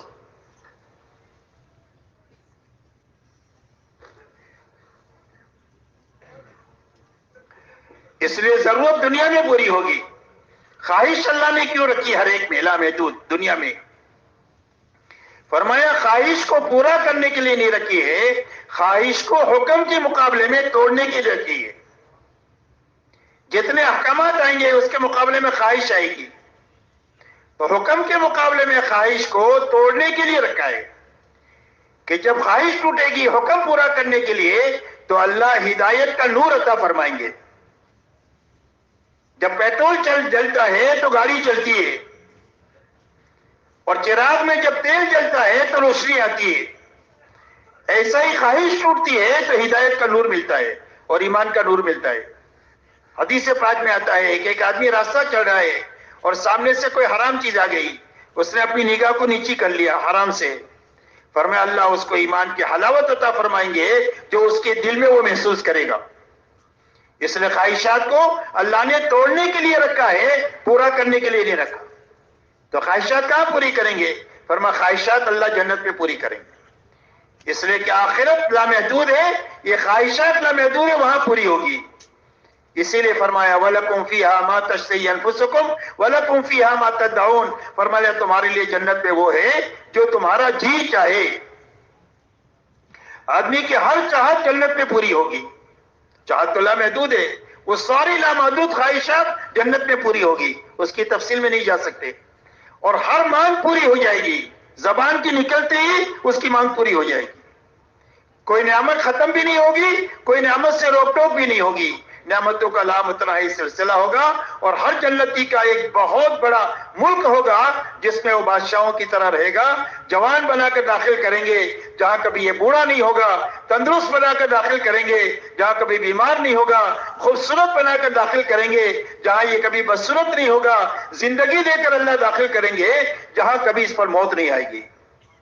ہر ایک کا حسن حضرت یوسف علیہ السلام جیسا ہوگا، ہر ایک کی آواز حضرت داؤد علیہ السلام جیسی ہوگی، ہر ایک کی جوانی حضرت عیسیٰ علیہ السلام جیسی ہوگی، اور ہر ایک کا قد حضرت آدم علیہ السلام جیسا ہوگا، اور ہر ایک کے اخلاق جناب محمد رسول اللہ صلی اللہ علیہ وسلم جیسے ہوں گے، اور ہر جنتی کو 100 آدمیوں کی طاقت دے کر اللہ جنت میں داخل کریں گے۔ اس لیے خواہشات کی پوری کرنے کی جگہ اللہ نے جنت بنائی ہے، ضرورت پوری کرنے کی جگہ اللہ نے دنیا بنائی ہے۔ اس لیے اپنی ضرورتوں کو حاصل کرنے میں کھانا ہے، کپڑا ہے، مکان ہے، سواری ہے اور شادی ہے، ان ضرورتوں کے حاصل کرنے میں حلال راستہ اختیار کرنا، حرام سے بچنا، سنت طریقے پر پوری کرنا، اسراف سے بچنا، یہ حکم ہے۔ اس لیے کہ حلال اور حرام کی تاثیر ایسی ہے جیسا کہ کھانے کی ہوتی ہے۔ سڑا ہوا کھانا پیٹ پہ چلا گیا تو کیا ہوگا؟ طے ہو جائے گی، اسہال ہو جائے گا، پھوڑی پھوسی نکل جائے گی، کیا ہوا؟ کا فوڈ پوائزن ہو گیا۔ ایسے ہی حرام کھانا پیٹ میں جائے گا تو حرام سوجے گا، اور جب حلال زندگی میں آئے گا اور بچوں کی زندگی میں آئے گا تو حلال کام سوجیں گے۔ اسی لیے کہ اللہ والے فرماتے ہیں میری دعوت کیا ایک نیک آدمی نے اس کا کھانا کھانے کے بعد میں کئی دنوں مجھے تہجد پڑھنے کا مزہ آیا، اور ایک برے آدمی کیا میری دعوت ہوئی اس کا کھانا کھانے کے بعد کئی دنوں میرے اندر برائی کا جذبہ پیدا ہوا۔ حلال اور حرام کی اتنی زبردست تاثیر ہے، اس لیے اپنے کھانے کمانے کی لائنوں کو علماء پر پیش کرنا، ہر قسم کے مشتبہ سے، ہر قسم کے حرام سے، ہر قسم کے ناجائز کاموں سے اپنے تمام شعبوں کو پاک کر کے اپنی روزی کو، اپنی تمام ضروریات زندگی کو حلال بنانا، تاکہ حلال کے راستے سے ہماری عبادتیں بھی قبول ہو جائیں اور ہماری دعاؤں بھی قبول ہو جائیں۔ ورنہ عبادت بھی قبولیت سے رک جائے گی اور دعائیں بھی قبولیت سے رک جائے گی۔ جب زندگی میں حرام آئے گا تو بیت اللہ میں پہنچ کر کے بھی دعائیں قبول نہیں ہوگی۔ اس لیے میرے دوستو اپنی زندگی میں کھانے کمانے کی لائنوں کو صاف ستھری بنانا۔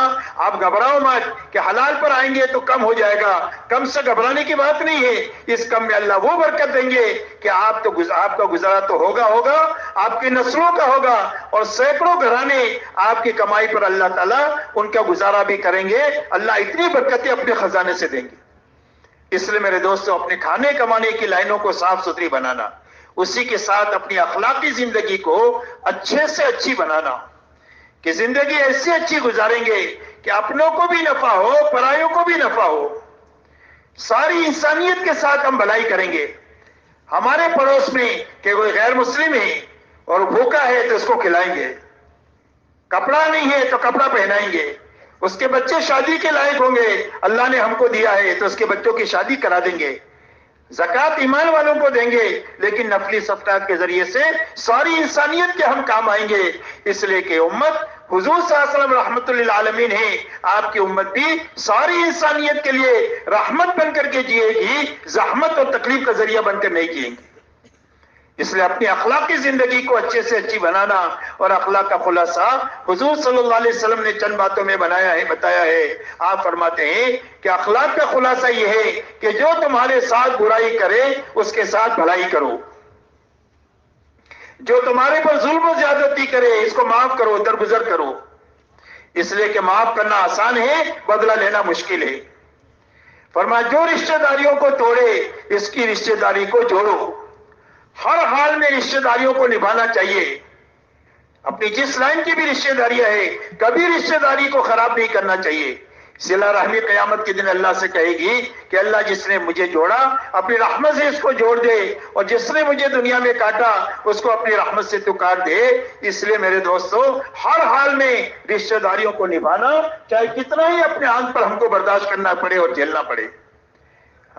تو صلہ رحمی کی وجہ سے روزیوں میں بھی برکت ہوگی، عمر میں بھی برکت ہوگی، اور محبتوں سے زندگی آسان ہو جائے گی۔ اور یہ فرمایا جو تمہیں کبھی چائے پانی کو نہ پوچھے اس کو کھلاؤ پلاؤ۔ یہ اولین اور آخرین کے اخلاق ہے، اور حضور پاک صلی اللہ علیہ وسلم اسی اخلاقی زندگی کو لے کر آئے ہیں۔ آپ نے اپنی زندگی میں کبھی اپنی ذات کے لیے کسی سے بدلہ انتقام نہیں لیا۔ جب آپ فاتحانہ طور پر اپنے 10,000 صحابہ کے ساتھ میں مکہ مکرمہ میں داخل ہوئے ہیں تو مکہ میں وہ لوگ موجود ہیں جنہوں نے آپ کے راستے میں کانٹے بچھائے ہیں، آپ کے پر اونٹ کی اونچ ڈالی ہے، اور آپ کو اور آپ کے صحابہ کو ستایا ہے، آپ کی بیٹی حضرت زینب کو نیزہ مارا ہے، اور آپ کے خباب کو، خبیب کو، عمار کو، یاسر کو، اور حضرت سمیہ کو رضی اللہ عنہم اجمعین کو تکلیفیں پہنچائی اور شہید کیا ہے۔ آپ نے کسی سے بھی بدلہ نہیں لیا۔ آپ نے ان سے پوچھا یہ بتاؤ میں تمہارے ساتھ کیا معاملہ کروں گا؟ آپ نے فرمایا اخن کریم ابن اخن کریم، فرمایا آپ تو بھلے ہیں، بھلوں کے اولاد ہیں، ہم آپ سے بھلائی کی امید رکھتے ہیں۔ آپ نے فرمایا میں تمہارے ساتھ وہ معاملہ کروں گا میرے بھائی یوسف نبی نے اپنے بھائیوں کے ساتھ کیا تھا، جن بھائیوں کی وجہ سے سارے حالات سے گزرنا پڑا۔ اللہ تعالیٰ نے جب ان کے پر قابو آیا اور یہ بھوکے ان کے پاس پہنچے ہیں تو فرمایا کوئی تمہارے پر لان تان نہیں، اللہ تم کو معاف کر دے، ہم نے تم کو معاف کر دیا۔ آپ نے فرمایا بیک والوں سے انتم الطلقاء، جاؤ تم سارے کے سارے آزاد ہو۔ مکہ والے کہتے ہیں ہمیں ایسا محسوس ہو رہا تھا کہ ہم اپنی قبروں سے نکلے ہیں اور ہم کو نئی زندگی ملی ہے۔ میرے محترم دوستو، ایک اخلاقی زندگی حضور صلی اللہ علیہ وسلم لے کر آئے ہیں، اور پوری دنیا کے سامنے جو چیز آئے گی وہ ہماری معاشرت آئے گی، ہمارے معاملات آئیں گے اور ہمارے اخلاق آئیں گے۔ نماز تو ہم مسجدوں میں پڑھتے ہیں، حج بیت اللہ میں کرتے ہیں، زکوٰۃ ایمان والوں کو دیتے ہیں، ایمان دل میں ہوتا ہے۔ پوری دنیا کے سامنے جو چیز آئے گی وہ ہماری معاشرت، ہمارے معاملات اور اخلاق آئیں گے، اور جب ان چیزیں ہمیں ان کے سامنے آئے گی تو پوری انسانیت جس مرحلے میں ہے اس مرحلے میں آگے کا ہر قدم ان کے لیے تباہی کا قدم ہے، اس سے بچ نہیں سکتی ہے سوائے زندگی کے، اور اس کے آنے کا ایک ہی راستہ ہے کہ ایمان والے زندگی جینا شروع کریں۔ اس لیے میرے دوستوں، اپنی اخلاقی زندگی کو اچھے سے اچھی بنانا۔ آپ یہ فرماتے ہیں کہ تم میں سب سے زیادہ کامل ایمان والا وہ ہے جو سب سے زیادہ اچھے اخلاق والا ہے۔ فرمایا اکثر لوگ جنت میں جائیں گے وہ تقوی کی وجہ سے جائیں گے اور اچھے اخلاق کی وجہ سے جائیں گے، اور اکثر لوگ جہنم میں جائیں گے وہ زبان کی غلطی کی وجہ سے اور شرمگاہ کی غلطی کی وجہ سے اکثر لوگ جہنم میں جائیں گے۔ اور قیامت کے دن آدمی کے عمل نامے میں سب سے زیادہ وزنی اس کے اچھے اخلاق ہوں گے جس سے اس کا پلڑا جھکے گا۔ اس لیے اخلاقی زندگی کو اچھے سے اچھی بنانے کی یہ محنت ہے۔ اسی کے ساتھ میرے محترم دوستو، اپنی منزل اللہ کو بنانا اور آخرت کو بنانا۔ اللہ نے ہم کو دنیا میں دنیا کے لیے بنایا ہی نہیں ہے، اسی لیے حدیث میں پاک میں آتا ہے کہ دنیا اس آدمی کا گھر ہے جس کا آخرت میں گھر نہیں، اور دنیا اس آدمی کا مال ہے جس کا آخرت میں کوئی مال نہیں، اور اس کو وہ جمع کرتا ہے جس میں عقل نہیں ہے۔ یہ حدیث پاک کا مفہوم ہے۔ اس لیے اللہ نے ہم کو دنیا میں اقتدار کے لیے پیدا ہی نہیں کیا، اور اللہ تعالیٰ نے ہم کو مال کے لیے نہیں پیدا کیا۔ ہاں، اللہ مال بھی دیں گے اور اللہ تعالیٰ انسانیوں کی خدمت کا موقع بھی دیں گے۔ اسی لیے اللہ نے قرآن میں یہ فرمایا کہ جب ایمان والوں کو ہم طاقت دیں گے تو یہ دنیا میں ظلم نہیں کریں گے اور انسانوں کی جان مال سے کھیلیں گے نہیں، بلکہ جب ہم ان کو طاقت دیں گے تو یہ نماز قائم کریں گے، یہ زکوٰۃ ادا کریں گے، یہ بھلائی کو دنیا میں پھیلائیں گے اور برائیوں کو دنیا سے مٹانے کا کام کریں گے۔ ہم ان کو طاقت دیں گے تو یہ دنیا کے لیے رحمت بن جائیں گے اور ساری انسانیت کو حق کی طرف آنے کا ذریعہ بنیں گے۔ اس لیے میری محترم دوستو، ہماری منزل اللہ ہے اور ہماری منزل آخرت ہے۔ ہم دنیا میں کیا چاہتے ہیں؟ فرما اللہ کی رضا کے ساتھ جیے، اللہ کی رضا کے ساتھ مرے، اس کے علاوہ ہم کچھ نہیں چاہتے۔ دنیا سے پھوٹی کوڑی ہم کو نہیں چاہیے، اور ہم کو اقتدار بھی نہیں چاہیے۔ اقتدار والوں کو ان کا اقتدار مبارک، حکومت والوں کو ان کی حکومت مبارک، مال والوں کو ان کا مال مبارک۔ نہ ہمیں ان کو پھوٹی کوڑی چاہیے اور نہ ہمیں ان کی کوئی اقتدار میں حصہ چاہیے۔ اللہ ان کو خوش رکھے۔ صرف ہم یہ چاہتے ہیں کہ پوری دنیا میں ایمان والے جن جن شعبوں میں ہیں ان شعبوں میں حضور صلی اللہ علیہ وسلم کے نمائندے بن کر اور آپ کی زندگی کو اپنا کر چلے، تاکہ ساری اپنی ذاتوں پر بھی رحم ہو جائے اور انسانیت پر بھی ہماری طرف سے رحم کا معاملہ ہو جائے۔ اس لیے ہماری منزل اللہ ہے اور آخرت ہے۔ اسی لیے حضور صلی اللہ علیہ وسلم نے امت کو آخرت کی بنیاد پر اٹھایا ہے، ملک و مال کی بنیاد پر نہیں اٹھایا۔ اسی لیے انصار مدینہ جب حضور صلی اللہ علیہ وسلم کے پاس آئے ہیں ہجرت سے پہلے، تو بیعت عقبہ کے وقت میں انصار مدینہ نے حضور صلی اللہ علیہ وسلم سے پوچھا، الا ما نبایعک یا رسول اللہ، اللہ کے رسول ہم آپ سے کس چیز پر بیعت کریں؟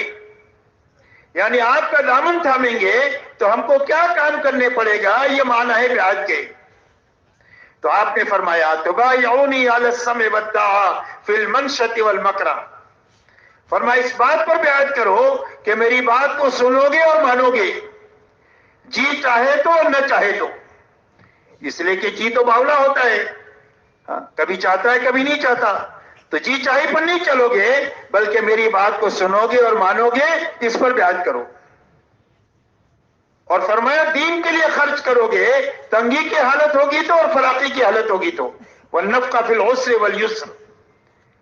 اور یہ فرمایا علی الامر بالمعروف والنہی عن المنکر، اس بات پر بیعت کرو کہ بھلائیوں کو دنیا میں پھیلاؤ گے اور برائی کو دنیا سے مٹانے کا کام کرو گے۔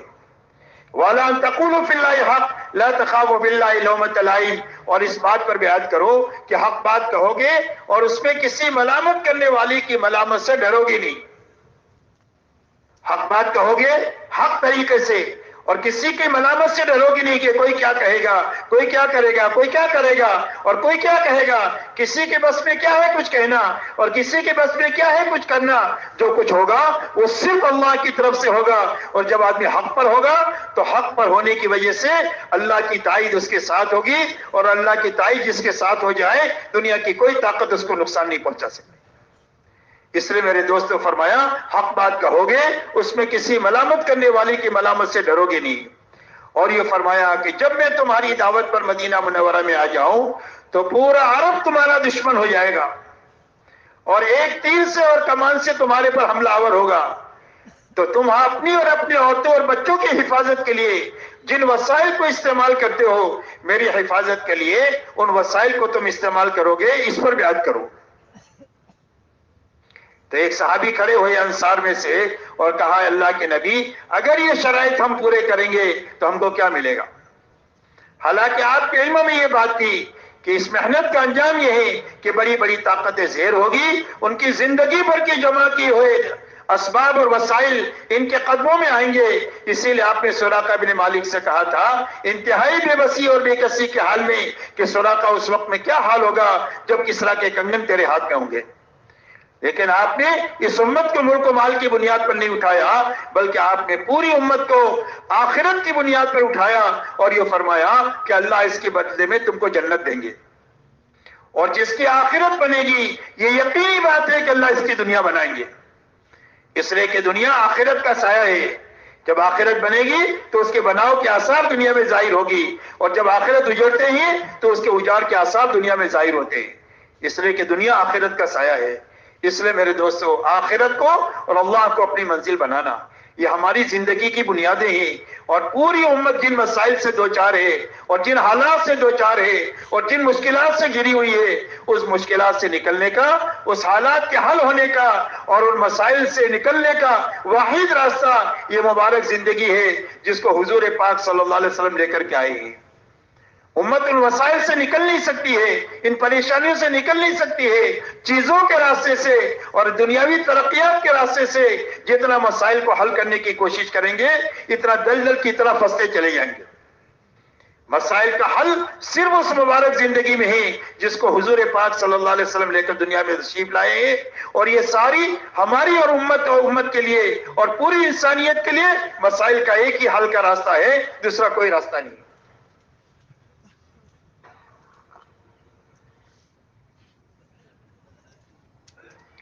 یہ مبارک زندگی ہمارے اندر میں آ جائے، اس کو سیکھتے ہوئے ہمارے گھر میں، ہمارے شہر میں، ہمارے ملک میں اور عالم کے چپے چپے میں یہ زندگی زندہ ہو جائے، اس محنت کے لیے اللہ تعالیٰ نے دعوت کا عظیم کام ہم کو عطا فرمایا ہے، اور اس کا ایک ہی راستہ ہے کہ ہر فرد امت اپنی محنت کا رخ صحیح کرے۔ اس لیے کہ اس دنیا کو اللہ نے محنت کی جگہ بنایا ہے۔ بچہ پیدا ہوتا ہے محنت ہی میں پیدا ہوتا ہے، ہاتھ پر ہلاتا ہے، روتا ہے، نہیں روے تو گھر والے پریشان ہو جاتے ہیں، اس کے بعد میں پھر گھسنا شروع ہوتا ہے، پھر دوڑنا شروع ہوتا ہے، پھر کمانے میں تھکتا ہے، پھر خرچ کرنے میں تھکتا ہے۔ اللہ کا نظام ہے کہ دنیا کو اللہ نے محنت کے ساتھ جوڑا ہے۔ پوری دنیا میں جتنی ترقیات نظر آ رہی ہے یہ انسانوں کی محنت کا ثمرہ ہے۔ آج سے 100 سال پہلے ان ساری چیزوں کا تصور نہیں ہو سکتا تھا، تو یہ ساری چیزیں کہاں سے وجود میں آئی؟ فرمایا انسانوں کی جان لگی ہے، انسانوں کے مال لگے ہیں، انسانوں کی صلاحیتیں لگی ہے، جس سے یہ پوری دنیا میں چمک دمک اور دنیاوی لائن کی رونقیں نظر آ رہی ہے۔ ہم یہ چاہتے ہیں کہ دین اپنی اصلی شکل میں ہماری زندگی میں اور پوری امت میں اور امت کے راستے سے انسانیت میں آئے، تو اس کا ایک ہی راستہ ہے اور وہ اپنی محنت کا صحیح کرنا ہے، اور محنت کا صحیح رخ وہ ہے جو حضور پاک صلی اللہ علیہ وسلم نے 23 سال میں امت میں زندہ فرمایا ہے، وہ محنت کا صحیح رخ ہے۔ تو آپ نے 23 سال میں امت میں محنت کا کیا رخ اپنایا؟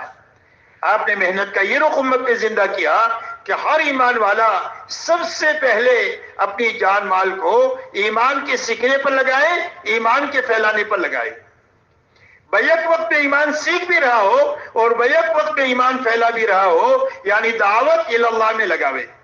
دعوت اللہ ایسا راستہ ہے کہ بیک وقت میں آدمی بنے گا اور بیک وقت میں عالم بنے گا۔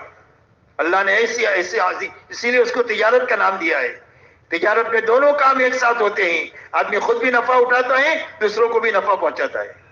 تو سب سے پہلی جان مال دعوت اللہ پر لگوائی گئی، جتنا دعوت کا تقاضا تھا۔ نمبر 2، ہر فرد امت کی جان عبادت پر لگائی گئی کہ عبادت میں حقیقت پیدا ہو جائے اور عبادت امت میں زندہ ہو جائے، جتنا عبادت کا تقاضا تھا۔ گھر کاروبار میں ہم کتنے لگتے لگاتے ہیں؟ جتنا تقاضا ہے اتنا لگتے لگاتے ہیں تو سارے تقاضے پورے ہو جاتے ہیں۔ جب اس پر جتنا لگیں گے جتنا تقاضا ہے تو اس کے سارے تقاضے پورے ہو جائیں گے۔ نمبر 3، اخلاق پر جان مال لگوائی کہ ہر ایمان والے کی جان مال اللہ کے مخلوق کو راحت پہنچانے پر لگے جتنا اخلاق کا تقاضا ہے۔ نمبر 4، ہر ایمان والے کی جان مال اپنی اور اپنے گھر والوں کی ضرورتوں کے حاصل کرنے میں اور پورا کرنے میں لگے، بقدر ضرورت لگے، اسراف سے بچ کر کے لگے۔ ضرورت کے بقدر لگنے کی قید ہے اور اسراف سے بچنے کی قید ہے۔ اس لیے کہ اسراف کے بارے میں اللہ والے فرماتے ہیں، اسراف کی مثال آگ کی ہے۔ آگ میں کتنا بھی لکڑی ڈالو سب کو جلا دے گی، اس کا پیٹ بھرے گا نہیں۔ ایسا ہی زندگیوں میں جب اسراف داخل ہو جاتا ہے تو ساری جانی مالی طاقت کو کھا لیتا ہے، نہ دعوت کے لیے بچے، نہ عبادت کے لیے بچے، نہ اخلاق کے لیے بچے، یہاں تک کہ بوڑھے ماں باپ کو سنبھالنے کے لیے نہیں بچتی ہے، اپنی بیوہ بہن کو سنبھالنے کے لیے بھی نہیں بچتی۔ اسراف پوری جانی مالی طاقت کو کھا لیتا ہے۔ اس لیے اپنی ضرورتوں میں بقدر ضرورت لگنا، اسراف سے بچ کر کے لگنا، ایک ایسا آسان محنت آپ نے کیا کہ جس میں آدمی کو ملنگ بننے کی ضرورت نہیں ہے، اس لیے کہ ہمارے دین میں ملنگ پنا نہیں ہے کہ سب کچھ چھوڑ چھاڑ کر گھر والوں کے لیے بوجھ بن کر کوئی کولا پکڑ لو، کہ اس کی اجازت نہیں ہے گھر والوں کے لیے بوجھ بننے کی، کہ ہر آدمی اپنی محنت سے کھائے، اپنی محنت سے اپنے متعلقین کو کھلائے، یہ حکم ہے۔ اور یہ فرمایا کسب الحلال فریضۃ بعد الفریضہ، فرائض کی ادائیگی کے بعد حلال کمائی میں لگنا بھی فرض ہے۔ تو ہمارے دین میں ملنگ پنے کی بھی اجازت نہیں ہے اور ہمارے دین میں نفسانیت کی بھی اجازت نہیں ہے۔ نفسانیت کہتے ہیں مادہ پرستی کو، کہ آدمی کی زندگی کا مقصد پیسہ بن جائے، حلال سے آئے، حرام سے آئے، جھوٹ سے آئے، سود سے آئے، جائز سے آئے، ناجائز سے آئے، پیسہ آنا چاہیے۔ یہ بھی غلط لوگوں کا شیوا ہے، یہ بھی غلط لوگوں کا شیوا ہے۔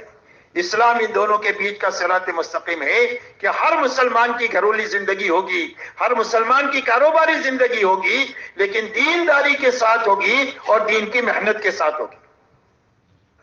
بس اتنا سا ہے کہ دینداری کے ساتھ ہوگی، دین کی محنت کے ساتھ ہوگی۔ کہ زندگی کی کیا ترتیب ہوگی؟ کہ زندگی کی ترتیب یہ ہوگی کہ جب اللہ کا حکم آئے گا تو اللہ کے حکم کو پورا کرنے کے لیے اپنی راحت کو بھی قربان کریں گے، اپنی خواہش کو بھی قربان کریں گے، اپنی دنیا کو بھی آگے پیچھے کریں گے، اور اللہ کے دین کی محنت کا تقاضا ہے تو بھی اپنی چاہیے کو قربان کریں گے، اپنی راحت کو قربان کریں گے، اپنی دنیا کو آگے پیچھے کریں گے، اور اللہ کو اور اللہ کے حکم کو، اللہ کے دین کی محنت کے تقاضے کو نمبر 1 رکھیں گے۔ بس اسی کا مطالبہ اللہ سے ہے اور اسی کا نام قربانی ہے۔ کہتے ہیں نا قربانی دو، قربانی دو، تو قربانی کے معنی کسی چیز کو مستقل طور پر چھوڑنا نہیں ہے۔ اس لیے کہ ہم چھوڑ کیا سکتے ہیں کہ بھی کیا چھوڑ سکتے ہیں؟ کھانا چھوڑ سکتے ہیں۔ اگر 2 دن نہ کھائے تو دن میں تارے نظر آئیں گے، 2 دن نہ سوئے تو دن میں تارے نظر آئیں گے۔ کوئی بھی چیز نہیں چھوڑ سکتے، صرف آگے پیچھے کرنا۔ کہ 12 بجے کھانے کے عادی ہے، کام کا اتنا تقاضا ہے کہ آپ نے 2 بجے کھا لیا، اس کا نام قربانی ہے کہ 2 گھنٹہ آگے پیچھے کیا۔ آپ پیدل چلنے کے عادی نہیں ہے تو یہ تقاضا پیدل چلے بغیر پورا ہی نہیں ہو سکتا۔ آپ پیدل چل گئے، چلے، اللہ کہیں گے میرے بندے نے میرے لیے قربانی دیا۔